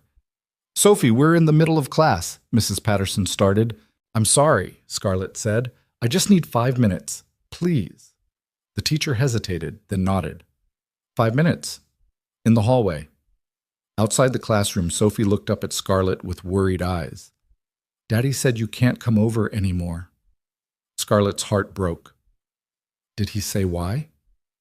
He said it's complicated, and that grown-ups sometimes have to make hard choices. Sophie's lower lip trembled. Did I do something wrong? Is that why you don't want to see us? Oh, Sophie, no, you didn't do anything wrong. Scarlett knelt down to Sophie's level. This isn't about you at all. Then why? How did you explain gossip columns and business rivals and class warfare to a 7-year-old? You didn't. Sometimes, Scarlett said carefully, people say mean things about people they don't understand. And your dad is trying to protect you from those mean things. What kind of mean things? Things that aren't true. Things that don't matter. Scarlett took Sophie's hands. But here's what I came to tell you. I care about you very much. And I care about your dad. And nothing anyone says is going to change that. So you're not leaving us? Not if I can help it. Sophie threw her arms around Scarlett's neck and held on tight. I don't want you to go. I don't want to go either. Then don't. Tell Daddy you're staying. Tell him the mean people don't matter. It's not that simple. Yes, it is. Sophie pulled back and looked at Scarlett with absolute certainty. You like us. We like you. That's all that matters. Out of the mouths of 7-year-olds. Scarlett hugged her one more time. I have to go, but I promise I'm going to fix this, okay? Okay. Now get back to class before Mrs. Patterson thinks I kidnapped you. Sophie giggled and ran back into the classroom, waving goodbye. Scarlett stood in the empty hallway, taking deep breaths, trying to calm her racing heart. She had no idea how to fix this, but she was going to try. That afternoon, Scarlett did something she'd never done before. She left work at 2 o'clock. Morgan nearly fainted when Scarlett announced she was leaving for the day and wouldn't be reachable until tomorrow morning. Are you sick? No. Emergency? Personal matter. Should I be worried? Probably. Scarlett drove to Ethan's neighborhood and parked outside his apartment building. She didn't know his schedule, didn't know if he was home or on a job somewhere across the city. She sat in her car and waited. An hour passed, then 2. At 4:30, his truck pulled up. Ethan climbed out looking exhausted, covered in dirt, carrying his toolbox. He stopped when he saw her car, stood there in the parking lot, clearly debating whether to approach or go inside. Scarlett got out. They faced each other across 10 feet of cracked asphalt. I went to Sophie's school this morning, Scarlett said. Ethan's jaw tightened. Why? Because she needed to know this wasn't her fault, that I wasn't leaving because of something she did. You shouldn't have done that without asking me. You're right, I should have. But you weren't taking my calls and Sophie was crying and I needed her to know the truth. The truth being what exactly? Ethan set down his toolbox. That you're going to fight for this? That you're going to make it work despite everything? Yes. Scarlett, you saw that article. You know what they're saying about me. About Sophie. I saw lies written by cruel people. Lies that will follow us. That will follow my daughter. His voice cracked. I can't do that to her. I can't put her in that position. Then what's your plan? Hide? Never date anyone? Spend the rest of your life alone because you're afraid of gossip columns? I'm afraid of my daughter getting hurt. She's already hurt. Scarlett stepped closer. She's hurt because her dad pushed away someone she cares about, because you made her believe that when things get hard, the answer is to run. Ethan flinched like she'd slapped him. That's not fair, he said quietly. Isn't it? Scarlett's voice was shaking now. Your mother told me about your father, about Sophie's mother, about how they both left and made you believe you weren't worth staying for. My mother had no right. She was trying to help, because she sees what I see, that you're about to repeat the same pattern. Push away something good because you're terrified it won't last. Ethan's hands clenched into fists. You don't understand. Then explain it to me. Make me understand why we should give up without even trying. Because you live in a world where people destroy each other for sport, where business rivals write hit pieces and photographers follow you home, and everything is performance and strategy, he was shouting now. I can't live like that. Sophie can't live like that. I'm not asking you to live like that. I'm asking you to trust me. To trust that we can figure this out together. How, Scarlett? How do we figure this out? You're a billionaire CEO. I'm a plumber. You go to galas and board meetings. I fix broken toilets. Our lives don't overlap. They collide. Then let them collide. Scarlett closed the distance between them. Let them crash together and see what happens. Maybe it'll be a disaster. Maybe we'll realize we don't work. But at least we'll know instead of spending the rest of our lives wondering what if. Ethan stared at her. You're really willing to risk everything for this? For us? I already am risking everything. My reputation, my image, the respect of my board and my family, and everyone who thinks I've lost my mind. She reached out and took his hand. The only question is whether you're willing to risk it too. His hand was shaking in hers. I'm terrified, he whispered. Me too. I don't know how to do this. How to be with someone like you. I don't know how to be with someone like you either. Someone real. Someone who isn't impressed by money or status or any of the things I've spent my life building. Sophie's going to get more attached. Good. I'm already attached to her. The gossip won't stop. Probably get worse. Then we'll deal with it. Together. Ethan pulled his hand away and ran it through his hair, took a few steps back, looked at her like he was trying to memorize her face. If we do this, he said slowly, we do it for real. No more fake dates or pretending. Real relationship. Real commitment. Yes. Which means you meet my friends, my family, the people in my actual life. Okay. And I meet yours, even the ones who think I'm using you. Deal. And Sophie comes first, always. If this starts affecting her negatively, we stop. Scarlett nodded. Sophie comes first. I'm serious, Scarlett. I won't compromise on that. I don't want you to. She should come first. She deserves to come first. Ethan studied her for a long moment. Then, slowly, he started to smile. You're really doing this, fighting for us. Someone has to. You clearly weren't going to. He laughed, actually laughed, and the sound made Scarlett's entire chest feel lighter. Come here, Ethan said. Scarlett walked into his arms.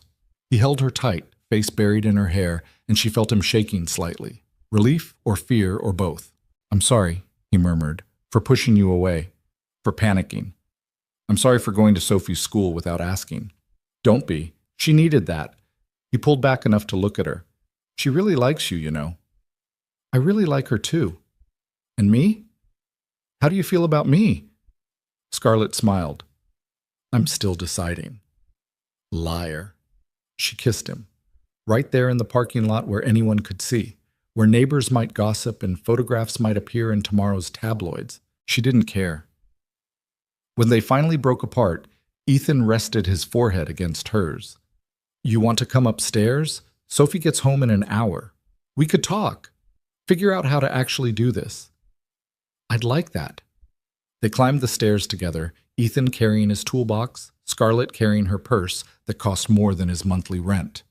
Inside the apartment, everything was exactly as she remembered, small and worn and full of life. Ethan made coffee while Scarlett sat at the kitchen table. So, he said, setting a mug in front of her, how do we handle the press? We ignore them. Let them write whatever they want. Eventually, they'll get bored and move on. And your ex, Damien? Scarlett's expression hardened. Damien doesn't get to control my life anymore. If he wants to waste his energy trying to destroy us, let him. We'll survive it. You sound very confident about that. I am. Because I've survived worse. Built a company from scratch, dealt with hostile board members and failed relationships and parents who measure love in stock portfolios. She met his eyes. A few gossip columns aren't going to break me. Ethan smiled. You're kind of terrifying when you're determined. You know that? Good. Someone has to be the scary one in this relationship. What does that make me? The nice one who balances out my ice queen tendencies. Ice queen, Ethan laughed. You're not an ice queen. Tell that to Business Weekly. They've called me that in every profile they've written.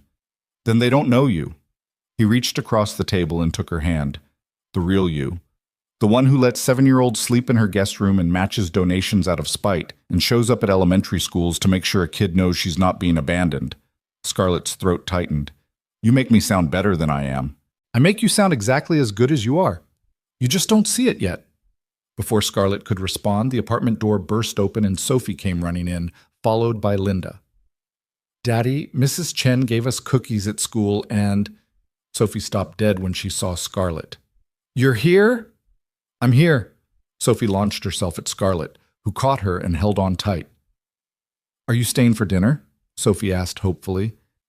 Scarlett looked at Ethan. He nodded. Yes, Scarlett said. I'm staying for dinner. Can we have pizza? Sophie, we can't just… Ethan started. We can have whatever you want, Scarlett interrupted. Pizza sounds perfect. Linda stood in the doorway, watching the scene with a knowing smile. Her eyes met Scarlett's, and she gave a small nod. Thank you, she mouthed. Scarlett nodded back. That evening, they ordered pizza and sat around the small kitchen table like a real family. Sophie talked about her day. Ethan told a story about a customer who'd tried to fix their own plumbing with duct tape and prayer. Scarlett found herself laughing so hard she nearly choked on her pizza. This was nothing like her usual Tuesday evenings. No business dinners, no investor calls, no working until midnight in an empty penthouse. This was better. After dinner, Sophie insisted on showing Scarlett her latest drawings. They spread them across the floor, crayon masterpieces of houses and families, and one particularly ambitious attempt at the Chicago skyline. This one's you, Sophie said, pointing to a stick figure with yellow hair standing next to the tall buildings. You live up really high where you can see everything. I do live up high, Scarlett agreed. Does it get lonely up there? The question caught Scarlett off guard. Sometimes. You should live down here with us. Then you wouldn't be lonely. Ethan looked up from where he was cleaning the kitchen. His eyes met Scarlett's across the room.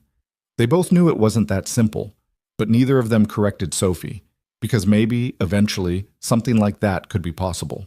At 8 o'clock, Linda announced it was time for Sophie's bedtime.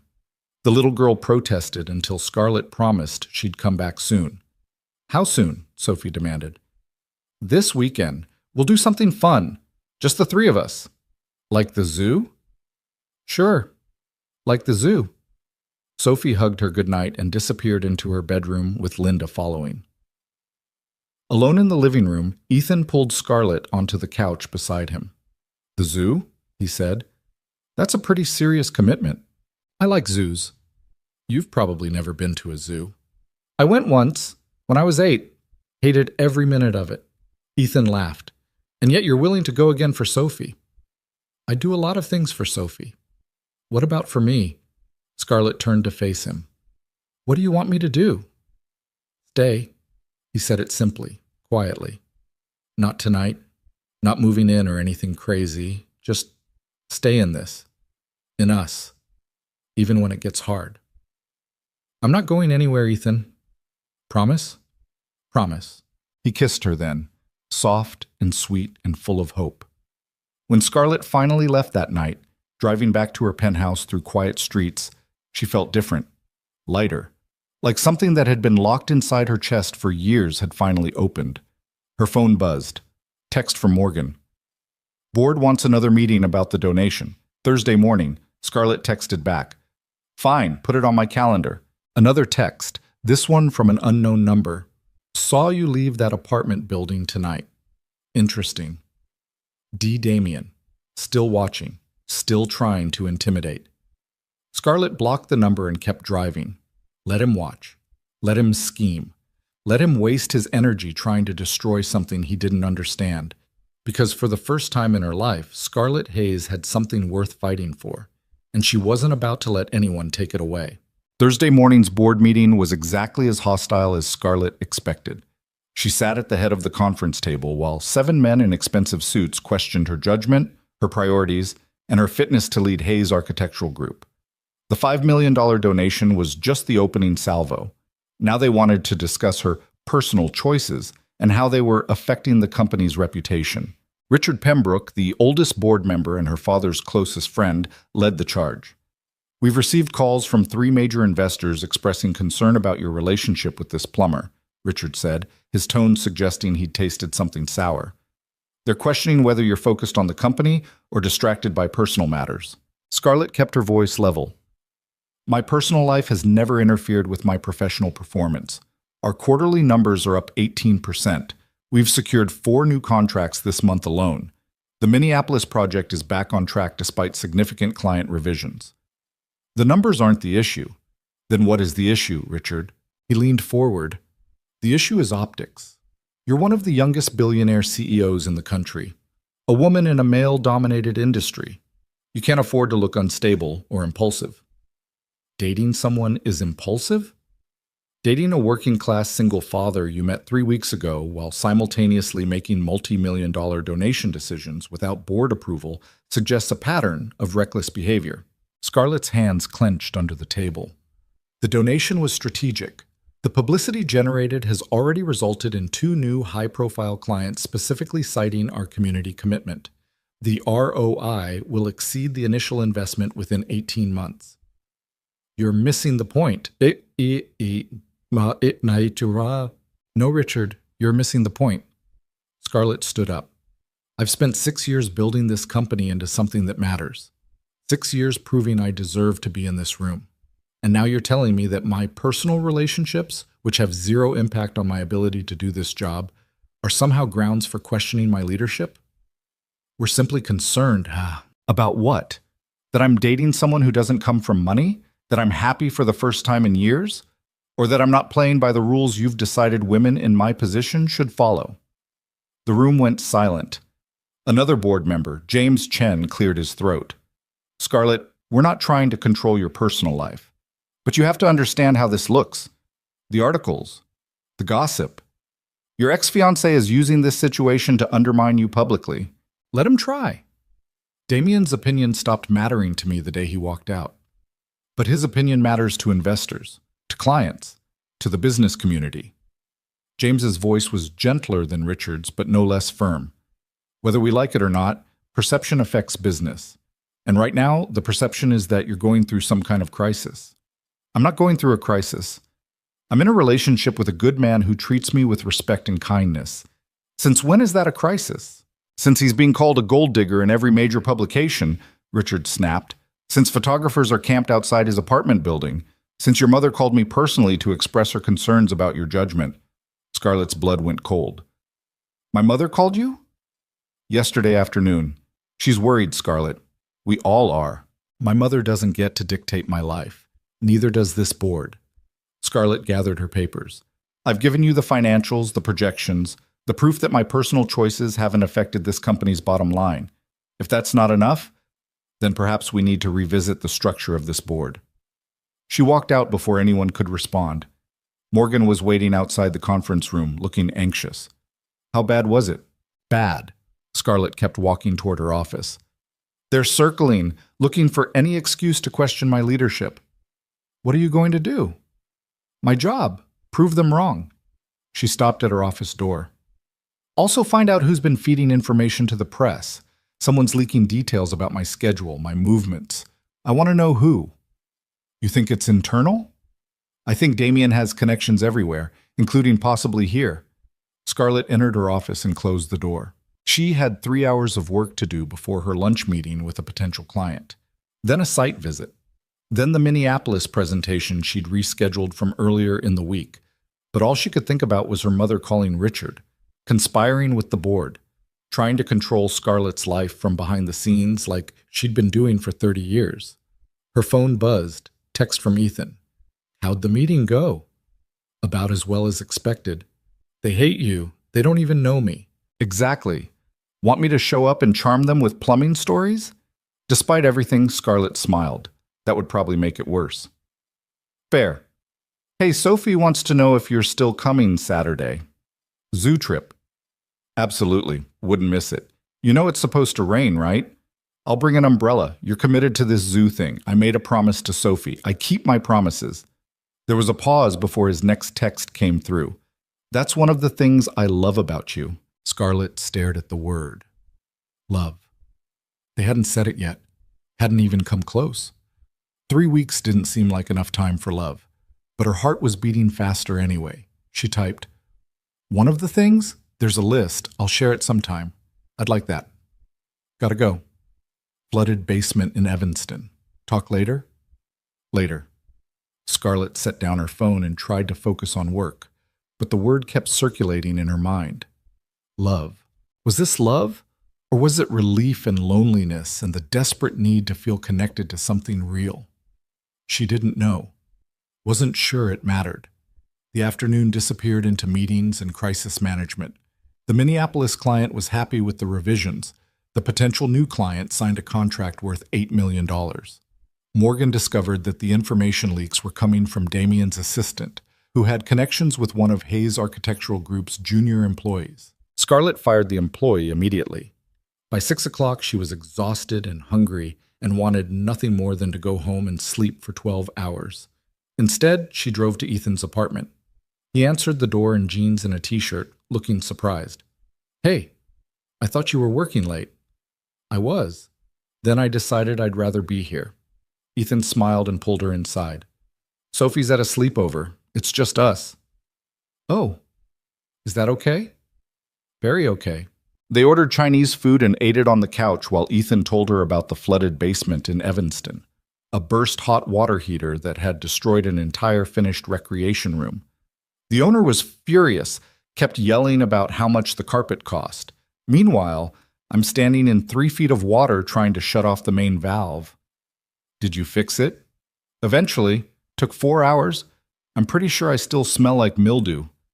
Scarlett leaned closer and sniffed. "You smell fine." "Liar." He kissed her forehead. "How was your day? Besides the terrible board meeting?" "Long. Complicated. My mother's apparently conspiring with the board to make my life difficult. That's messed up." "That's Patricia Hayes. Control everything, trust nothing." Scarlett set down her container of lo mein. "She called Richard Pembroke. Told him she was worried about my judgment. About us." Ethan was quiet for a moment. "Does she have a point?" "What? About us? About this being fast or impulsive or whatever she thinks it is?" Scarlett turned to face him. "Do you think it's impulsive?" "I think we met 3 weeks ago because your kitchen flooded. I think we went from strangers to dating to meeting each other's families faster than most people decide what to watch on Netflix." He ran a hand through his hair. "But I also think I've never felt this way about anyone. So maybe impulsive is okay." "What way? Like I can breathe again. Like I'm not just going through the motions of life, but actually living it." He looked at her. "You do that for me, Scarlett. You make me feel alive." Her throat tightened. "You do the same for me." "Yeah. Yeah. I've spent years building walls, being the ice queen everyone expects, working until I'm too numb to feel anything, and then you showed up and everything just shifted." Ethan pulled her closer. "Your board thinks I'm a distraction." "They think everything is a distraction if it's not directly related to profit margins. And your mother thinks I'm using you. My mother thinks everyone is using everyone. It's how she sees the world." "What do you think?" Scarlett met his eyes. "I think you're the first honest thing I've had in my life in years. And I'm not giving that up because other people are uncomfortable with it." He kissed her then, deep and slow and full of something that felt a lot like the word he'd used earlier in his text. Love. When they finally broke apart, Ethan rested his forehead against hers. "Stay tonight," he whispered. "Ethan, just stay. Sleep here. Wake up with me. No pressure. No expectations. Just stay."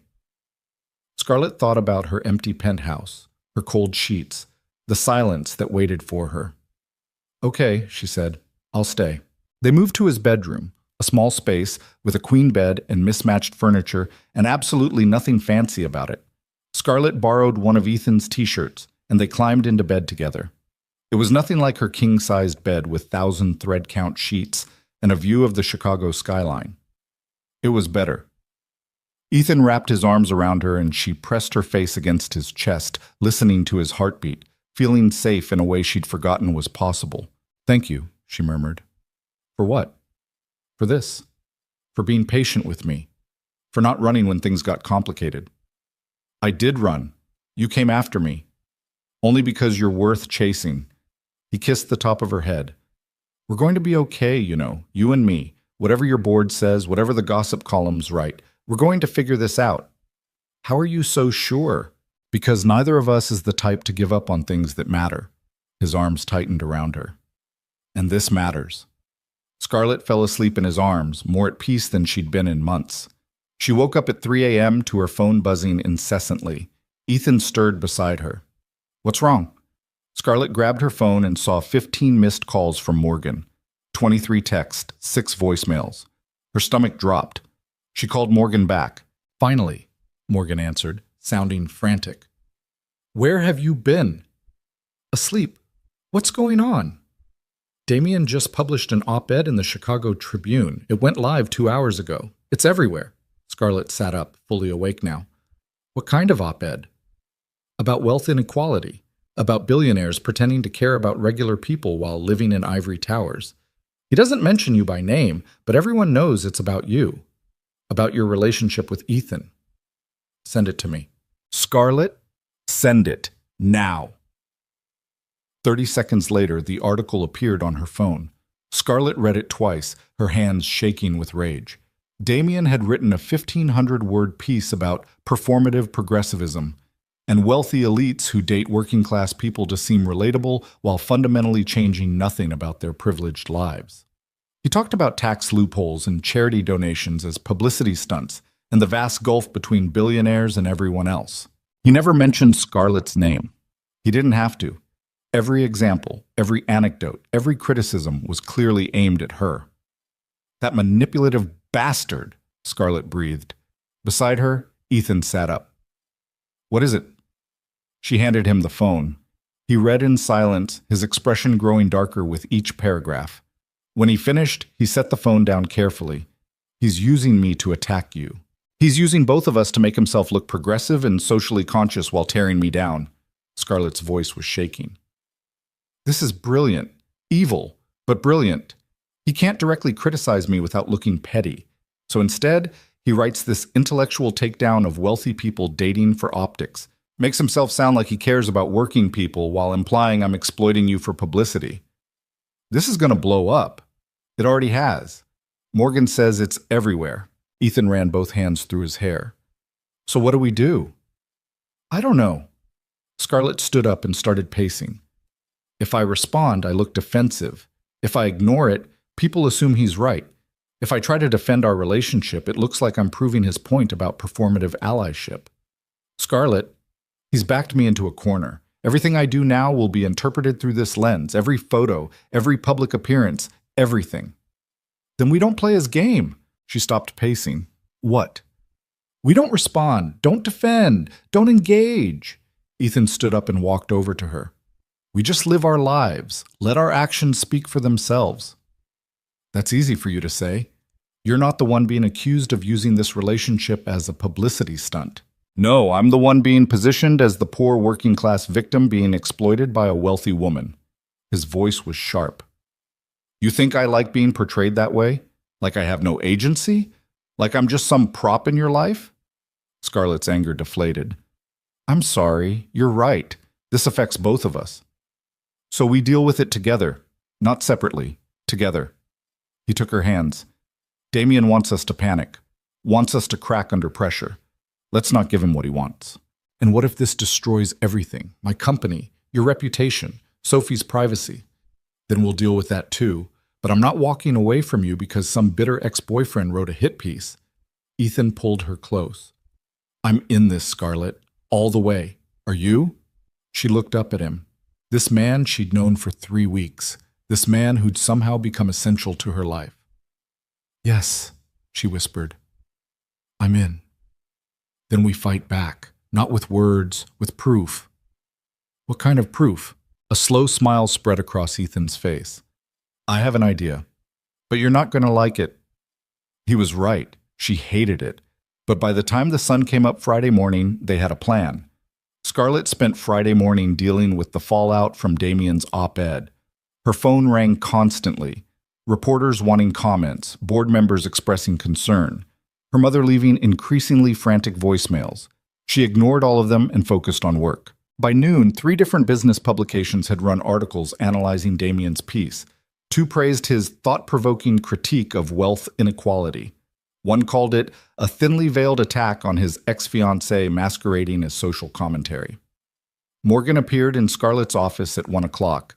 The board wants another emergency meeting. Tell them I'm busy. Scarlett, they're threatening. Let them threaten. I'm not dropping everything every time they panic. She looked up from her computer. Did you schedule the thing for tomorrow? Yes. Everything's arranged. Are you sure about this? No, but we're doing it anyway. Morgan hesitated. For what it's worth, I think you're making the right call. That's 1 vote of confidence at least. After Morgan left, Scarlett allowed herself 5 minutes to feel the weight of what she was about to do. Tomorrow, she and Ethan would attend a fundraiser for a local community center in his neighborhood. Not a fancy gala with champagne and designer gowns. A potluck dinner in a church basement where families who actually needed support would gather. Ethan's idea had been simple. Stop letting wealthy people define what their relationship meant and start showing what it actually looked like. Scarlett would bring food, wear normal clothes, sit at folding tables with working families and help serve dinner and play with kids in the too small gymnasium. No cameras, no publicists, no performance, just reality. It'll leak anyway, Ethan had said that morning. Someone will take photos, post them online, word will get out. But this time, the story will be true. Scarlett had agreed, even though the thought of being photographed serving mashed potatoes in a church basement made her want to hide in her penthouse forever. But hiding hadn't worked. Fighting Damien directly hadn't worked. Maybe showing people who she actually was, flaws and all, would work better. That evening, Scarlett met Ethan and Sophie at a grocery store in their neighborhood, Betgern. Sophie was in charge of picking desserts. She chose chocolate chip cookies, brownies, and something called rainbow cake that looked like it contained enough sugar to power a small city. Sophie, we can't bring 3 desserts, Ethan said. Why not? Because other people are bringing desserts too. But what if theirs aren't good? Scarlett laughed. She makes a valid point. Ethan gave her a look. You're not helping. Fine. Scarlett crouched down to Sophie's level. How about we bring the cookies and one other thing? You pick. Sophie studied the options seriously. Rainbow cake? Perfect choice. They loaded up on ingredients for Ethan's famous lasagna. Apparently he made it for every community event, and people had started requesting it specifically. Scarlett watched him navigate the store with practiced ease, Sophie riding in the cart, both of them completely comfortable in a way that made her chest ache. This was their life, their world. And tomorrow, she'd be stepping fully into it. At the checkout, the cashier recognized Scarlett. You're that CEO lady, the one from the articles. Scarlett braced herself. Yes. The cashier looked at Ethan, then at Sophie, then back at Scarlett. For what it's worth, I think what you're doing is nice. My sister's a single mom, works 3 jobs. Seeing someone like you with someone like him, she gestured at Ethan, makes it feel like maybe the world's not completely divided into rich people and everyone else. Scarlett didn't know what to say. Thank you, Ethan said quietly. The cashier smiled and finished ringing them up. In the parking lot, Scarlett leaned against Ethan's truck. That was unexpected. What was? Her being nice. I expected judgment. Most people aren't as cynical as billionaires and business reporters, Ethan said. They just want to believe good things are possible. Are we a good thing? He kissed her, quick and sweet, with Sophie making exaggerated grossed-out noises from inside the truck. Yeah, he said. We're a good thing. Saturday arrived with clouds and drizzle, the rain the forecast had promised. Scarlett stood in her closet staring at racks of designer clothes that all screamed money and privilege. Nothing felt right for a community center potluck. Finally, she chose jeans, a simple sweater, and boots that were expensive but at least didn't look it. Ethan picked her up at 5.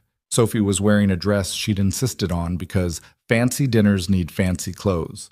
"It's not fancy, sweetheart," Ethan said. "I know, but I look pretty." "You do look pretty." "So does Scarlett." Ethan glanced at Scarlett and smiled. "Yeah, she does." The community center was a 40-year-old building that had clearly seen better days. Peeling paint, cracked parking lot. But inside, it was warm and full of people. Families crowded around folding tables. Kids ran through the gymnasium. Volunteers set up a buffet line with donated food. Everyone turned to look when Scarlett walked in. She felt exposed, out of place, like an intruder in someone else's world. Then a woman in her 50s rushed over and hugged Ethan. "There you are. I was worried you'd forgotten about us." "Never. Mrs. Rodriguez, this is Scarlett Hayes. Scarlett, this is Maria Rodriguez. She runs this place." Maria's eyes widened slightly in recognition, but her smile didn't falter. "Welcome, Scarlett. We're happy to have you. Thank you for including me. Anyone Ethan brings his family here. Come on, let's get that lasagna in the oven." For the next 3 hours, Scarlett existed in a world completely foreign to her. She helped set up tables, served food to families who thanked her with genuine warmth, sat with a group of women who talked about jobs and childcare and making ends meet without any of the performance that defined conversations in her usual circles. Sophie introduced her to approximately 15 kids as "my dad's girlfriend who's really nice and has a huge house." Ethan worked the room like he'd been born for it, helping elderly people with their plates, organizing kids for a game, fixing a broken table leg with tools from his truck. And slowly, Scarlett relaxed. Nobody here cared that she was a billionaire. Nobody asked about her company or her investments or her relationship with Damien. They just saw her as Ethan's girlfriend, Sophie's friend, a person helping at their community dinner. It was the most anonymous she'd felt in years. Around 8 o'clock, a teenager with a phone approached nervously. Ms. Hayes, can I take a picture with you? My mom says you're famous." Scarlett's first instinct was to say no, but Ethan was watching. Sophie was watching. Everyone was watching. "Sure," she said. The picture happened, then another, then a few more. By the time they left at 9, at least a dozen photos of Scarlett serving lasagna and playing with kids in a church gymnasium had been posted online. In the truck driving home, Sophie fell asleep in the back seat almost immediately. "How are you feeling?" Ethan asked quietly. "Tired. Overwhelmed. Kind of wonderful, actually." "Yeah?" "Yeah, those people, they were just genuinely kind. No agenda, no judgment, just kind. That's what real community looks like. I've spent my entire life in rooms full of people competing with each other, fighting for position. This was different." Ethan reached over and took her hand. "This is my world, Scarlett. The people I care about, the place I belong. And if we're going to make this work, you need to be comfortable here." "I am, or I'm getting there." She squeezed his hand. "Thank you for bringing me. Thank you for coming." They drove in comfortable silence for a while. Then Scarlett's phone started buzzing. She pulled it out and saw notifications flooding in. Texts from Morgan, emails from her publicist, social media alerts. The photos from the community center had gone viral. Someone had posted them with the caption, "Chicago's billionaire CEO serving dinner at a community center in her boyfriend's neighborhood. This is what real love looks like." The post had 10,000 shares already. Comments ranged from supportive to cynical to outright cruel, but the overall tone was different from before. People were starting to see them as real. "It's working," Scarlett said, showing Ethan the phone. "Is that good or bad?" "I don't know yet, but at least they're seeing us instead of Damien's version of us." Her phone rang. Morgan. Scarlett answered. "What's up?" "Have you seen the photos?" "Yes." "They're everywhere. Every major outlet. The board is going to lose their minds." "Let them." Scarlett. Morgan. For the first time in weeks, the narrative isn't being controlled by Damien or gossip columnists or my mother. Real people are sharing real photos of me doing real things. If the board can't handle that, they can resign. Silence on the other end. Then, "You're serious?" "Completely." "Okay, I'll prep for damage control Monday morning." "There won't be any damage to control, but thank you." Scarlett hung up and looked at Ethan. "I think I just committed to whatever happens next." "Regrets?" Not even one. He smiled. Good. Because tomorrow, Sophie wants to take you to the park. And next weekend, my mom's having a family barbecue. And the weekend after that, there's a community cleanup event we always volunteer for. You're really integrating me into your life. That's what happens when you're in a relationship. You integrate. He pulled up to her building. Unless it's too much too fast? Scarlett thought about it. 3 weeks ago, her life had been work and loneliness and carefully maintained isolation. Now it was community dinners and 7-year-olds and a man who made her laugh and challenged her and saw her as something other than a balance sheet. It's perfect, she said. Fast but perfect. Ethan walked her to her door and kissed her goodnight with Sophie still sleeping in the truck. See you tomorrow? He murmured against her lips. Tomorrow. And every day after if you'll have me. I'll have you. Scarlett went upstairs to her penthouse and stood at the window looking out at Chicago. Somewhere out there, Damien was probably reading about the community center photos and planning his next move. Somewhere out there, her board was panicking about optics and reputation. Somewhere out there, her mother was disappointed in choices she didn't understand. But for the first time in her life, Scarlett didn't care what any of them thought. She had something real, and she was going to fight like hell to keep it. Monday morning arrived with a vengeance.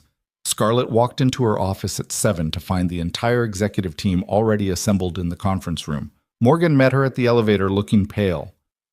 They've been here since 6. Richard called an emergency session. Scarlett, they have votes. Votes for what? A motion of no confidence. They're trying to remove you as CEO. The words hit Scarlett like cold water. She'd expected pushback, expected complaints, but an actual coup? How many votes? Richard has 4 guaranteed. He needs 5 for majority. James Chen is undecided. 4 votes. 1 more, and her entire company, everything she'd built, would be ripped away. Scarlett straightened her shoulders. Let's get this over with. The conference room fell silent when she entered. 7 board members sat around the table, all men, all wearing expressions that ranged from sympathetic to hostile. Richard stood at the head. Thank you for joining us, Scarlett. This is my company, Richard. Where else would I be? That's actually what we're here to discuss, whether this should continue to be your company.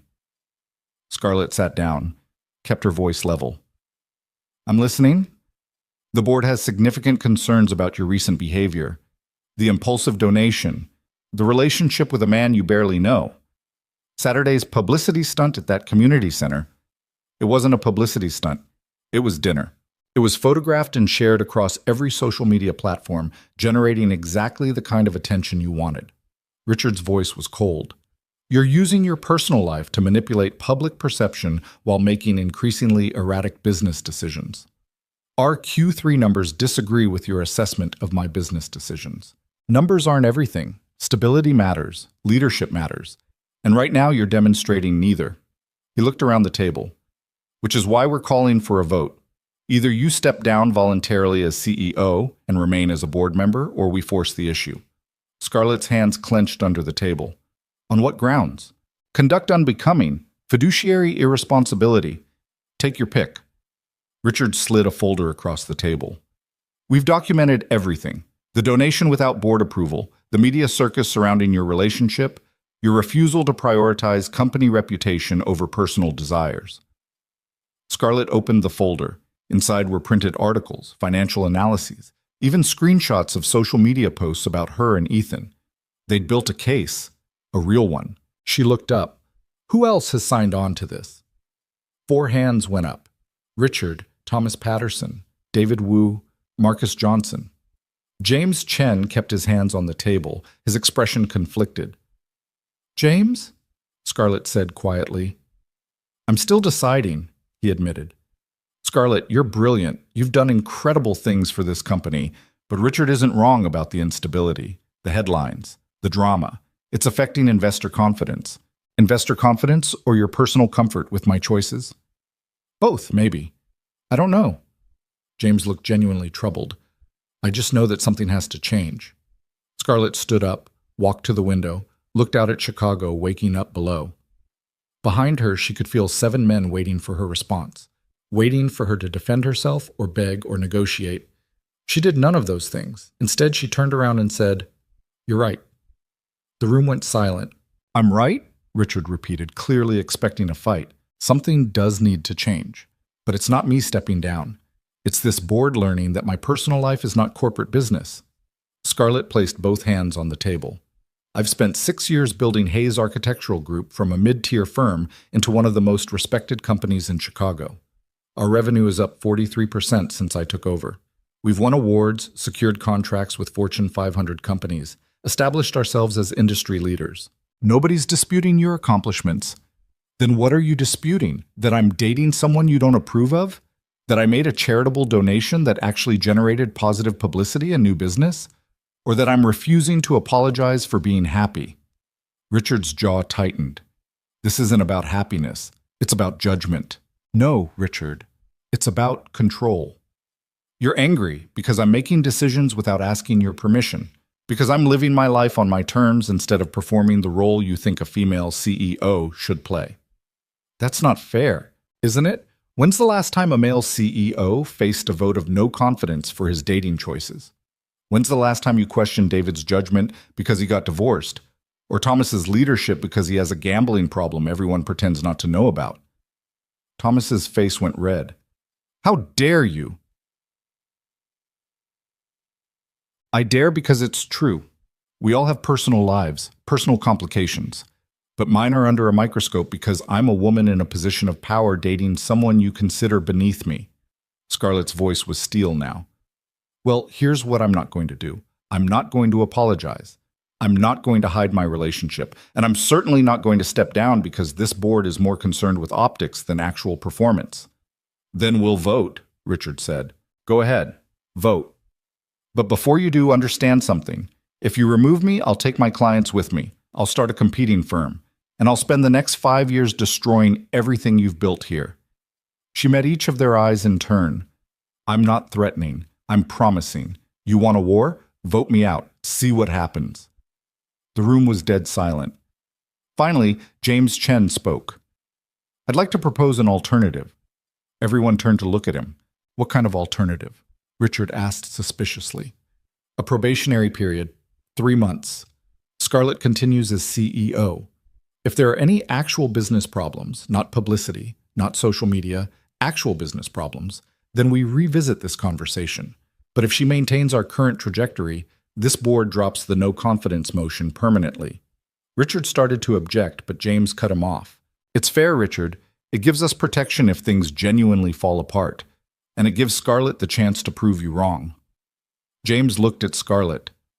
"Can you live with that?"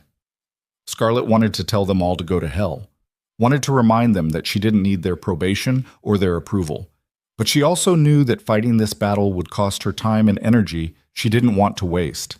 3 months, she said, but I want it in writing that personal life issues are off the table. You evaluate me on business performance only." James nodded. "Agreed." "This is ridiculous," Richard sputtered. "We're letting her dictate terms. We're finding a compromise," James said firmly. "Unless you'd rather risk her starting a competitor and poaching half our clients?" Richard's expression suggested that was exactly what he feared. "Fine," he said finally. 3 months. But one more publicity disaster and we're done negotiating." Scarlett gathered her things.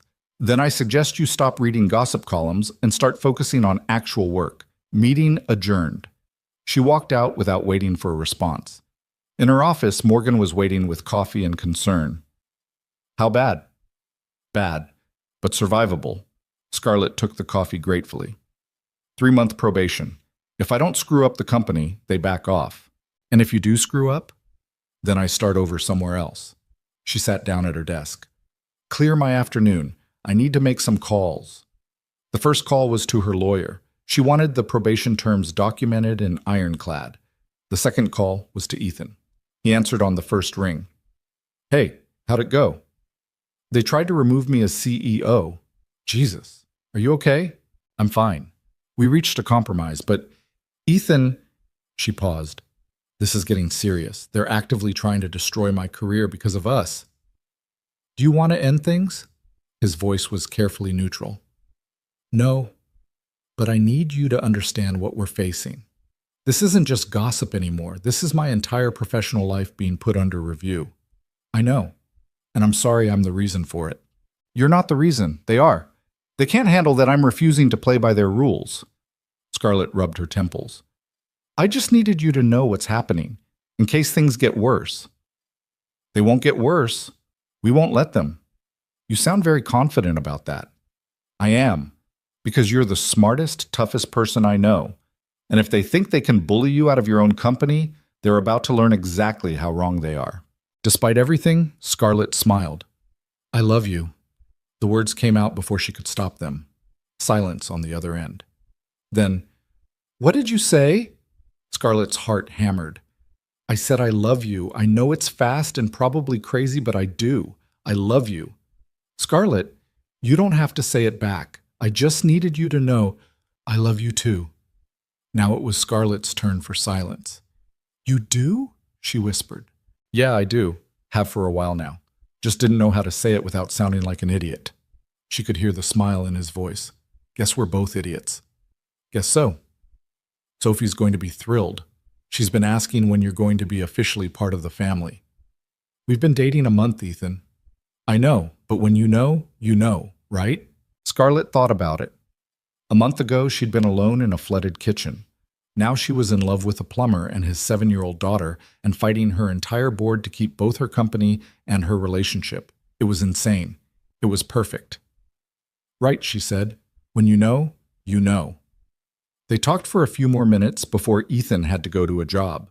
Scarlett sat at her desk afterward, staring at her phone, feeling lighter than she had in days. She'd just told a man she loved him, and he'd said it back. And somehow, that made everything else feel manageable. The next 3 weeks were brutal. Scarlett worked 18-hour days, proving to her board that she could maintain business excellence while refusing to hide her relationship. New contracts, successful project launches. A major feature in Architectural Digest praising Hayes. Architectural Group's innovative designs. Meanwhile, she and Ethan navigated their relationship under constant scrutiny. Every dinner out was photographed. Every public appearance analyzed. The gossip columns had mostly shifted from cruel to curious, but the attention never stopped. Damien stayed quiet, which worried Scarlett more than his active attacks. Through it all, Sophie remained the bright spot.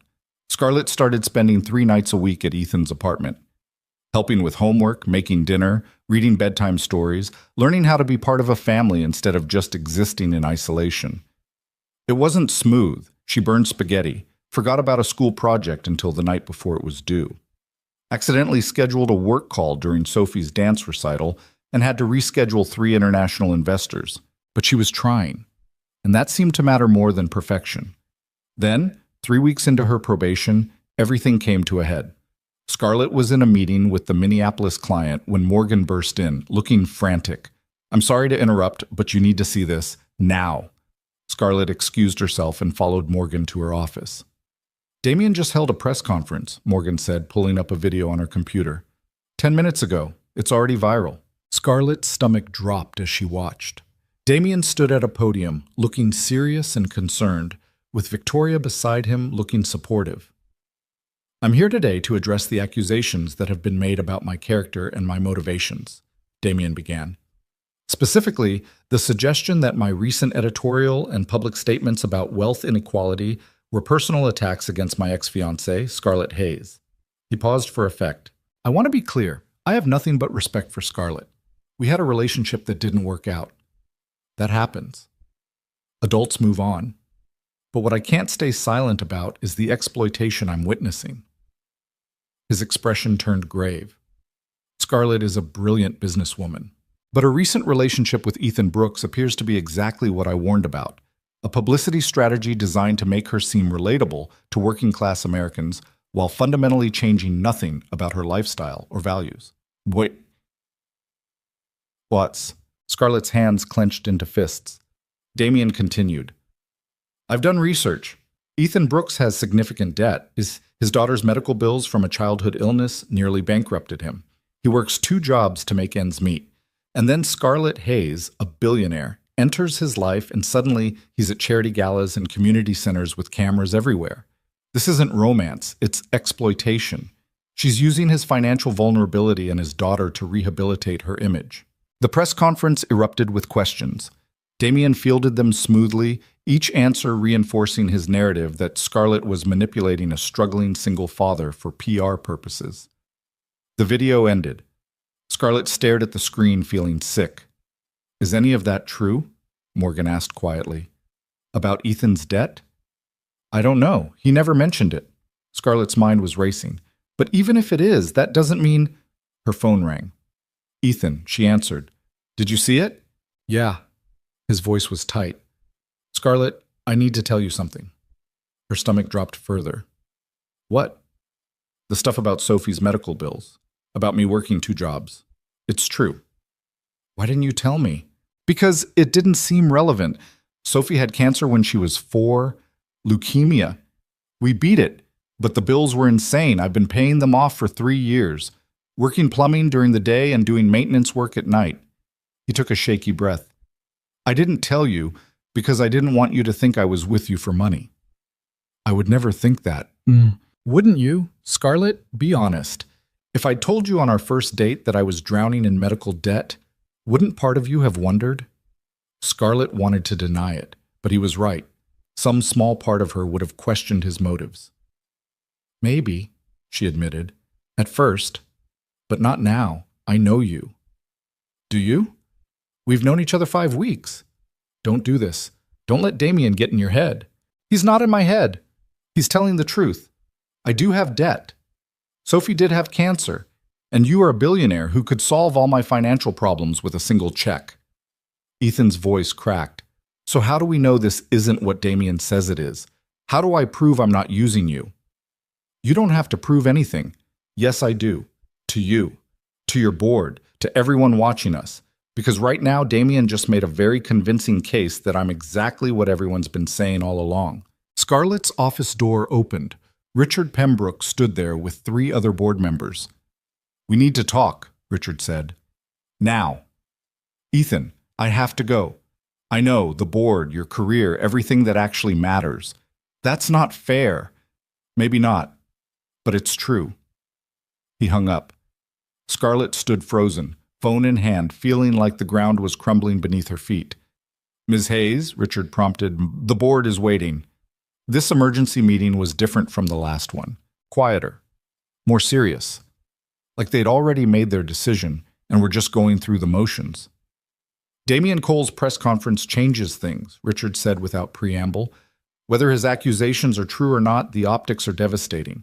Your relationship is now being framed as exploitation. That's not something we can ignore. So what are you proposing? You end the relationship, publicly. Make a statement that you realize the power dynamics were inappropriate and you're stepping back." Scarlett stared at him. "You want me to dump Ethan because Damien told lies about us on television?" "They're not all lies, are they?" Thomas Patterson leaned forward. "This man does have significant debt. His daughter did have cancer. Those are facts. Facts that have nothing to do with our relationship." "Don't they?" Richard's voice was sharp. "How can you be certain he's not with you for financial security? How can any of us be certain?" "Because I know him. You've known him 5 weeks. That's not enough time to know anyone, let alone trust them with your professional reputation." James Chen, who'd been quiet until now, spoke up. "Scarlett, I understand you care about this man, but Richard has a point. The perception is poison right now. Even if everything between you and Ethan is genuine, the public narrative is destroying your credibility. So I should sacrifice my personal happiness for public perception? You should consider whether this relationship is worth your entire career," Richard said coldly, "because that's what's at stake. Your probation period is over in 10 days. If you're still with Ethan Brooks when that deadline hits, this board will vote you out. And this time, there won't be any compromises." Scarlett looked around the table, saw the same determination in every face. They meant it. "You're asking me to choose between my company and the man I love. We're asking you to be realistic about what you can control and what you can't. You can control this company. You can't control public opinion about a relationship that looks exactly like what Damien Cole says it is." Scarlett stood up slowly. "I need time to think." "You have until Friday. That's when we vote." Richard's expression was almost sympathetic. "I'm sorry, Scarlett. I really am. But this is bigger than your happiness. This is about the future of Hayes Architectural Group. She left the conference room in a daze. Morgan followed her to her office. What are you going to do? I don't know. Scarlett, I said I don't know. She rounded on her assistant. How am I supposed to choose? My company or my relationship? My career or my happiness? Why does it have to be either or? Because that's how the world works sometimes. It's not fair, but it's reality. Scarlett sank into her chair. I've spent my entire life building this company, sacrificing everything for it. Relationships, family, sleep, happiness. All of it went into Hayes Architectural Group. I know. And now I finally have something that makes me feel human again. Someone who sees me as more than a balance sheet. A little girl who draws me pictures and wants me at her dance recitals. A man who makes me laugh and challenges me and loves me for reasons that have nothing to do with money. Her voice broke. How do I give that up? Morgan sat down across from her. Maybe you don't have to. The board just made it very clear. Screw the board. Scarlett, you're the majority shareholder. They can vote all they want, but legally, they can't remove you unless you let them. They can make my life hell, force out key employees, tank our stock price, destroy everything from the inside. Or you could call their bluff. Tell them to vote. And when they do, remind them exactly who owns this company. Scarlett looked at her assistant. You're suggesting I go to war with my own board. I'm suggesting you stop letting other people decide what your life should look like. Morgan leaned forward. You told me once that you started this company because you were tired of working for people who didn't respect you, who dismissed your ideas because you were young and female. So you built something of your own, something they couldn't take away. That was different. Was it? Or are you doing the same thing now? Letting powerful men tell you that you can't have both professional success and personal happiness? That you have to choose? Scarlett was quiet for a long moment. Then she stood up, grabbed her coat, and headed for the door. Where are you going? Morgan called after her. To talk to Ethan, and then I'm going to make a decision that's mine. Not the board's, not Damien's. Mine. She drove to Ethan's apartment through afternoon traffic, her mind racing. Everything Morgan said was true. She did own majority shares. She could fight the board. But at what cost? A company torn apart by internal warfare? Years of legal battles? Everything she'd built becoming collateral damage in a fight over her personal life? Was Ethan worth that? Was any relationship worth that? She parked outside his building and sat in her car for 10 minutes, trying to find the right words. Finally, she went upstairs and knocked. Ethan opened the door, looked terrible, like he hadn't slept. Hey, he said quietly. Can we talk? Yeah, Sophie's at my mom's. It's just us. Inside, they sat on the couch where they'd first kissed, where they'd talked about taking chances and being brave and all the things that seemed so simple 5 weeks ago. The board gave me an ultimatum, Scarlett said. End our relationship by Friday, or they vote me out as CEO. Ethan absorbed this. So you came here to end things. I came here to talk about our options. What options? Scarlett, you can't give up your company for me. That's insane. Why is it insane? People make sacrifices for relationships all the time. Not billion-dollar companies, not everything they've spent their entire adult life building. He stood up, started pacing. I won't let you do that. I won't be the reason you lose everything. You wouldn't be the reason. The board would be. Damien would be. The whole broken system that says I can't have both a career and a personal life would be the reason. Same result either way. You lose your company. Maybe I don't. Maybe I fight them. I own majority shares. They can't actually remove me without my consent. But they can make you miserable, make running the company impossible, drive away your employees and clients until there's nothing left worth saving. Ethan stopped pacing and looked at her. Is that what you want? Years of warfare? A company destroyed from the inside? I want you and Sophie and a life that feels real instead of empty. You can have that with someone else, someone who doesn't come with medical debt and a kid and complications that destroy your career. Scarlett stood up. I don't want someone else. Scarlett, I love you. You love me. Sophie loves me. When did that stop being enough? When the price became your entire professional life. His voice rose. I can't live with that. Can't be the reason you give up everything you worked for. It'll poison us eventually. You'll resent me. Maybe not today or tomorrow, But someday you'll look at me and think about everything you sacrificed and hate me for it. That's not true. It is true, because I already resent myself for it. He ran both hands through his hair. Sophie had cancer, Scarlett. Do you understand what that means? She could relapse, could need more treatment, more surgery, more bills I can't afford. And you'd help because you love her and you have the money, and then I'd owe you everything. How do we build a relationship on that foundation? We build it on love and trust and commitment, built on guilt and obligation. I'd never know if you were staying because you wanted to or because you felt responsible for us. His eyes were wet now. Don't you see? Damien was right. Not about exploitation, but about the power imbalance, about how my financial situation makes everything complicated in ways we can't fix. Scarlett felt tears streaming down her face. So what are you saying?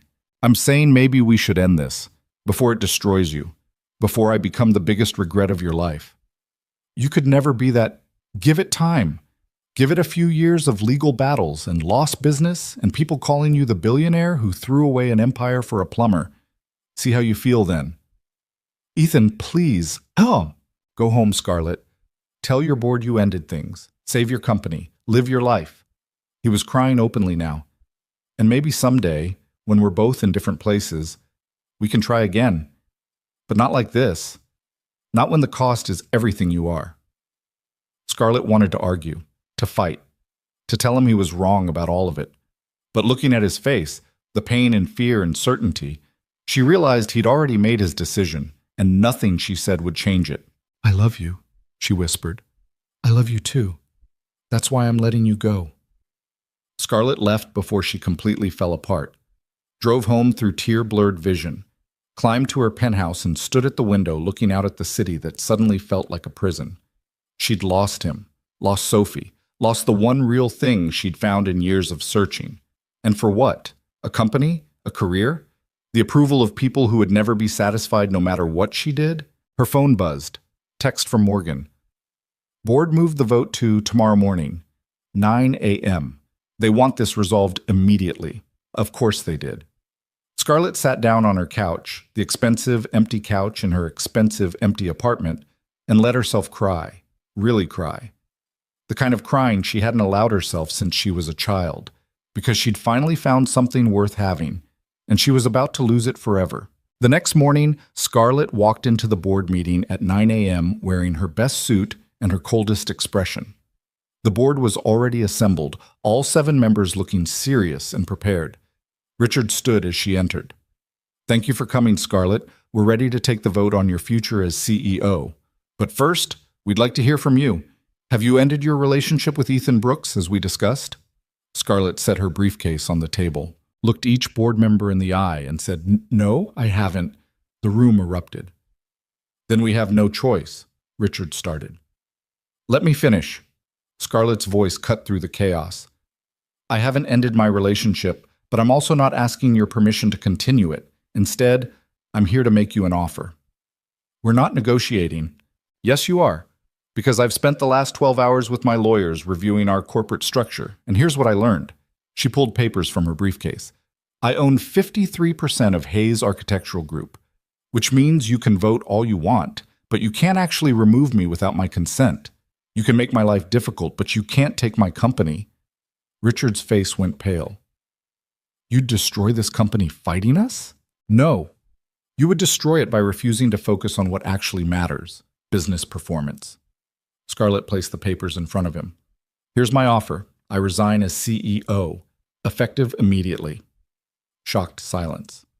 However, Scarlett continued, I'm simultaneously announcing the formation of a new company, Hayes Design Collective.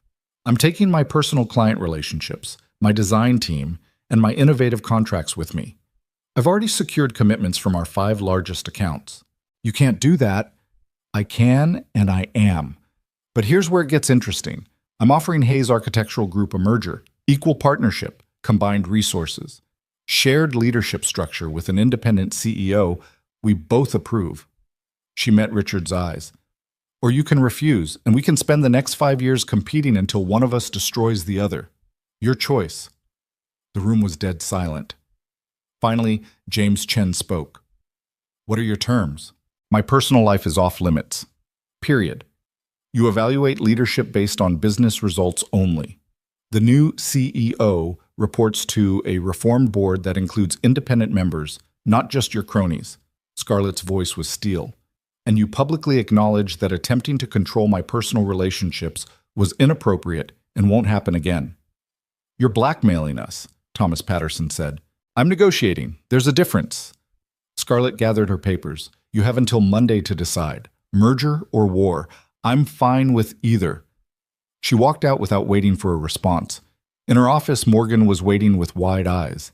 Did you just quit and threaten them with a hostile competitor in the same meeting? Yes.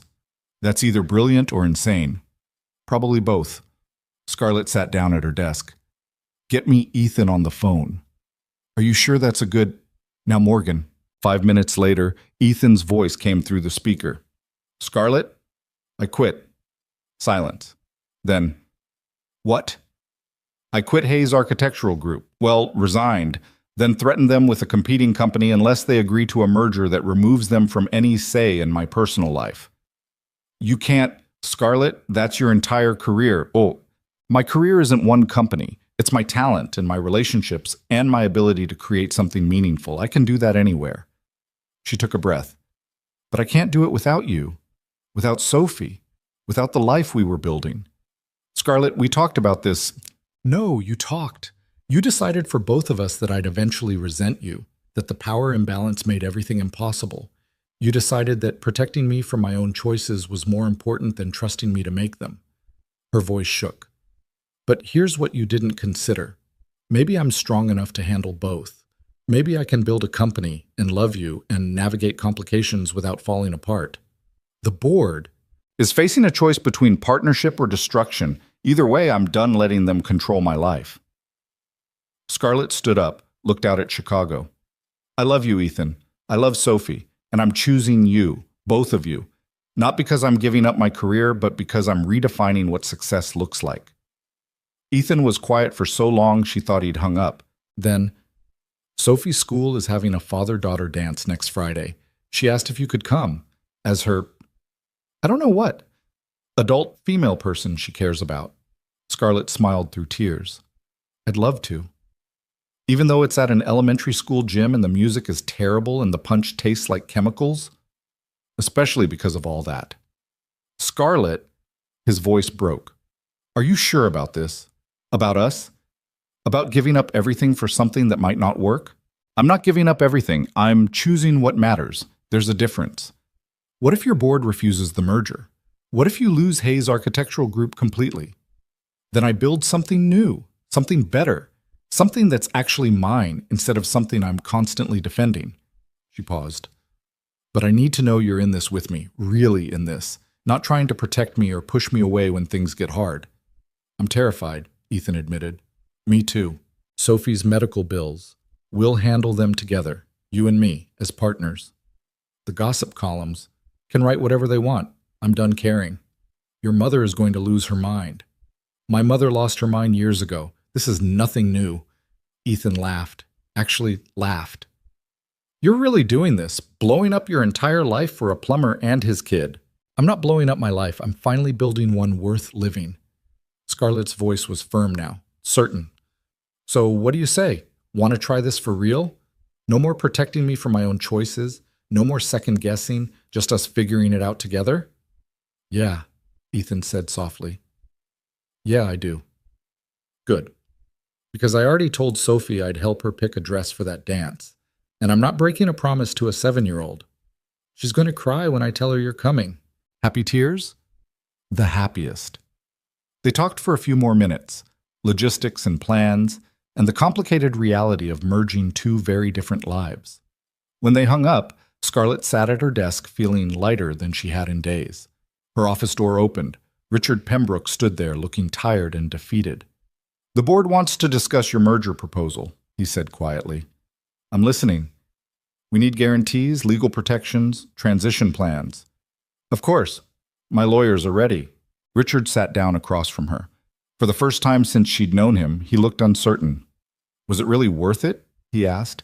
Risking everything for a relationship? Scarlett thought about Ethan, about Sophie, About Sunday dinners and burnt garlic bread and being part of something bigger than herself. Yes, she said simply. It was worth everything. 6 months later, Scarlett stood in a newly renovated office that overlooked Chicago from a different angle. Hayes Design Collective had merged with Hayes Architectural Group after 3 months of intense negotiations. The new company, simply called Hayes Collective, had a reformed board, an independent CEO Scarlett had personally approved, and a reputation for innovation that was attracting clients from across the country. Scarlett served as Chief Creative Officer, less administrative headache, more actual design work, better hours, better life. Her phone buzzed, text from Ethan. Sophie's teacher wants to meet with us tomorrow. Apparently our daughter has been telling everyone you're teaching her to design buildings. I'm teaching her to design buildings. She's 7, and remarkably talented. I've seen her sketches. You're biased, completely. See you tonight? We're making dinner. Sophie insists on cooking. Should I be worried? Very. But bring wine. Scarlett smiled and set down her phone. 6 months ago, she'd been standing in a conference room facing down her entire board, threatening to destroy everything she'd built rather than give up the man she loved. Now she was going home to dinner with that man and his daughter in an apartment she'd helped them move to. Bigger than the old place, closer to Sophie's school, but still firmly in their world, not hers. She'd learned to cook basic meals. Failed at most of them. Ethan had learned to navigate charity events and business dinners without looking uncomfortable. They'd both learned that love wasn't about one person changing their entire life to fit the other's world. It was about building a new world together. Sophie had taken the longest to adjust. She'd been excited at first. Scarlett becoming a permanent fixture meant more sleepovers and museum trips and someone to help with homework. But she'd also tested boundaries, pushed back, made sure Scarlett wasn't going to disappear like her mother had. It took 3 months of consistent presence before Sophie finally stopped asking when Scarlett was leaving. Now she just assumed Scarlett would be there, for dance recitals and science fairs, and the father-daughter dance that had somehow become a family affair. The gossip columns had eventually moved on to other scandals. Damien's press conference had backfired when investigative reporters discovered he'd been feeding information to tabloids for months, destroying his credibility. He'd quietly left Chicago 2 months ago. Victoria went with him. Scarlett hadn't thought about him in weeks. Her mother had come around slowly, very slowly. But watching Scarlett rebuild her career while maintaining a relationship had apparently proven something Patricia needed to see. They had dinner once a month now. It was awkward but improving. Morgan had followed Scarlett to the new company. So had most of her best employees, the ones who valued innovation over politics. And Scarlett had learned something she should have known years ago. She didn't need approval from boards or parents or society to live her life. She just needed courage to choose what mattered. And what mattered was waiting for her in a modest apartment across town, probably burning something on the stove while a 7-year-old giggled and a man she loved tried to salvage dinner. Scarlett gathered her things and headed out. Leaving early again, her new assistant called. Family dinner. Have fun. In the elevator going down, Scarlett caught her reflection in the polished doors. She looked different now, softer somehow. Less like the Ice Queen and more like a woman who'd finally figured out what being human actually meant. The city was beautiful in the late afternoon light. Chicago had always been her home, but now it felt like a place she belonged instead of a place she conquered. She drove through familiar streets to Ethan's neighborhood, their neighborhood now, since she spent more nights there than in her penthouse. Upstairs, she could hear laughter before she even opened the door. Inside, chaos waited. Sophie covered in flour. Ethan trying to salvage what looked like pasta that had somehow ended up on the ceiling. Smoke coming from the oven. We're having a cooking disaster, Sophie announced cheerfully when Scarlett entered. I can see that. But it's a fun disaster. Sophie hugged her, leaving flour handprints on Scarlett's work clothes. Ethan looked up from the stove and smiled. That same genuine smile that had made her laugh in her flooded kitchen 6 months ago. Welcome home, he said. Home. Not her penthouse with million-dollar views, not the corner office in a glass tower, but this small apartment with burnt pasta and flour-covered children and a man who loved her for reasons that had nothing to do with money or status. This was home. Need help? Scarlett asked, rolling up her sleeves. Desperately. Sophie tried to make meatballs, but I think they're closer to hockey pucks. Hey, Sophie protested. They're artistic hockey pucks. Scarlett laughed and joined them in the kitchen.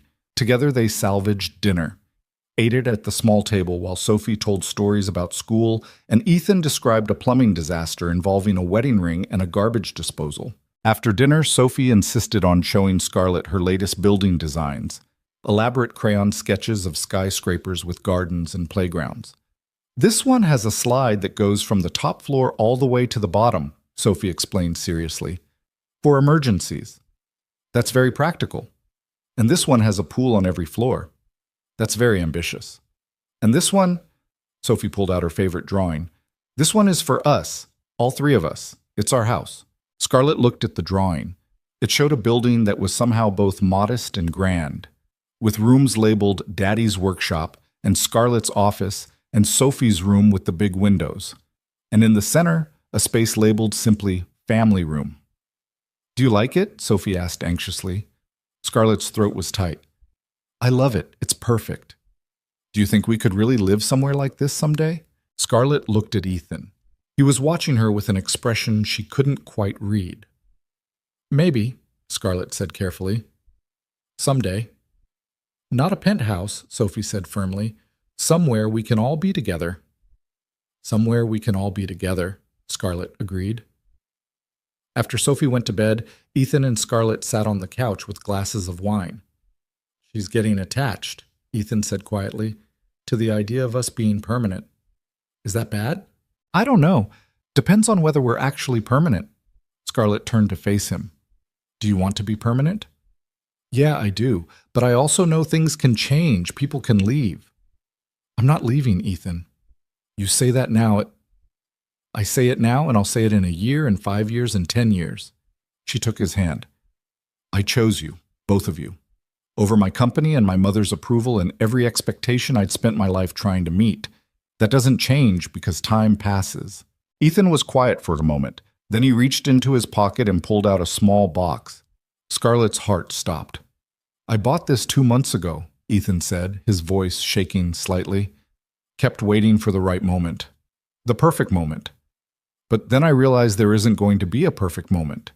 There's just us and our messy lives and a 7-year-old who draws houses for families that don't exist yet." He opened the box. Inside was a ring, simple, elegant, clearly chosen with thought and care rather than money. "Scarlett Hayes, will you marry me? Will you officially become part of this disaster of a family?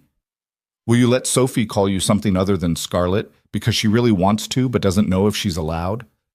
Will you build a life with us that makes absolutely no sense on paper but feels right anyway?" Scarlett was crying. "Yes. Yes. Yes to all of it. The marriage, the family, the life that doesn't make sense." She held out her hand and he slipped the ring on. "Yes." Ethan kissed her, long and deep and full of promise. When they pulled apart, Sophie was standing in the hallway in her pajamas, eyes wide. "Were you supposed to be asleep?" Ethan asked. "I heard voices." "Did you just ask Scarlett to marry us?" "Technically, I asked her to marry me. But yes, basically." Sophie looked at Scarlett. "And you said yes?" "I said yes." The little girl screamed and launched herself at them. Ethan caught her and pulled Scarlett close, and they sat there on the couch, this makeshift family that had somehow become real. "Does this mean I can call you Mom?" Sophie asked. Scarlett's breath caught. "If you want to." "I want to." Sophie hugged her tighter. "I've wanted to for a really long time, but Daddy said I had to wait until you were ready." "I'm ready." Sophie pulled back and looked at both of them seriously. "So we're going to be a real family now? Forever?" "Forever," Scarlett promised. "Even when it's hard?" "Especially when it's hard. Even when the newspapers say mean things? They can say whatever they want. Doesn't change who we are." Sophie thought about this. Then she nodded, satisfied. "Okay, but I want a big wedding, with cake. Lots of cake." Ethan laughed. "We'll see what we can do." That night, after Sophie finally went back to bed, Scarlett and Ethan talked until 3 in the morning about wedding plans and timeline and how to merge their lives in practical ways, about Sophie and schools, and whether the new apartment was big enough or if they should look for something larger, about careers and balance, and how to navigate being a high-profile couple without losing themselves in the process. About all the messy, complicated, beautiful details of building a real life together. And somewhere around 2 a.m., while discussing whether to have the wedding in a church or a garden or Ethan's community center, Scarlett realized something. She was happy, actually genuinely happy in a way she'd never been before. Not because everything was perfect. It wasn't. There would be more board meetings and more gossip and more challenges ahead. But because she'd finally stopped trying to have a perfect life and started building a real one. With a man who fixed broken pipes and had more integrity in his calloused hands than most billionaires had in their entire bodies. With a little girl who drew pictures of impossible buildings and believed in families that chose each other. With a future that was uncertain and complicated and absolutely nothing like what she'd planned. And somehow, that made it perfect. 3 months later, on a Saturday afternoon in September, Scarlett Hayes married Ethan Brooks in the community center where they'd served lasagna together months before. No fancy ballroom, no designer gown, no 500-person guest list, just 100 people who actually mattered. Friends and family and the community that had accepted Scarlett not because she was rich, but because she showed up and was real. Sophie was the flower girl, wearing a dress she'd picked out herself and carrying a bouquet almost as big as she was. Linda cried through the entire ceremony. Morgan served as Scarlett's maid of honor and gave a speech about how love makes people do crazy things like quit their jobs and threaten their boards and move into apartments the size of closets. Ethan's vows made everyone cry. Scarlett's made everyone laugh. And when they kissed, Sophie cheered louder than anyone. The reception was potluck. The cake was from a local bakery, not a fancy caterer. The music came from a DJ who also worked as a plumber and had stories that made everyone laugh until they couldn't breathe. It was chaotic and loud and completely imperfect. It was exactly right. Late in the evening, Scarlett stood outside getting air when her mother approached. "That was a lovely ceremony," Patricia said carefully. "Thank you. Very different from what I expected for your wedding." "I'm sure it was." They stood in awkward silence. Then Patricia said quietly, "I was wrong about him, about you. I wanted to control your life because I thought I knew better, thought happiness looked like security and status and staying in the right circles. And now? Now I see my daughter genuinely smiling for the first time in years, so maybe I didn't know better after all." Patricia reached out and squeezed Scarlett's hand. "I'm sorry. For the board calls, for the pressure, for not trusting you to know what you needed." Scarlett felt tears burning. "Thank you. He's a good man, and Sophie is a wonderful child. You chose well." "I did. Try to be patient with me while I adjust to having a plumber in the family." Despite everything, Scarlett laughed. "I will if you'll be patient with him while he adjusts to having you as a mother-in-law." Patricia smiled. "Deal."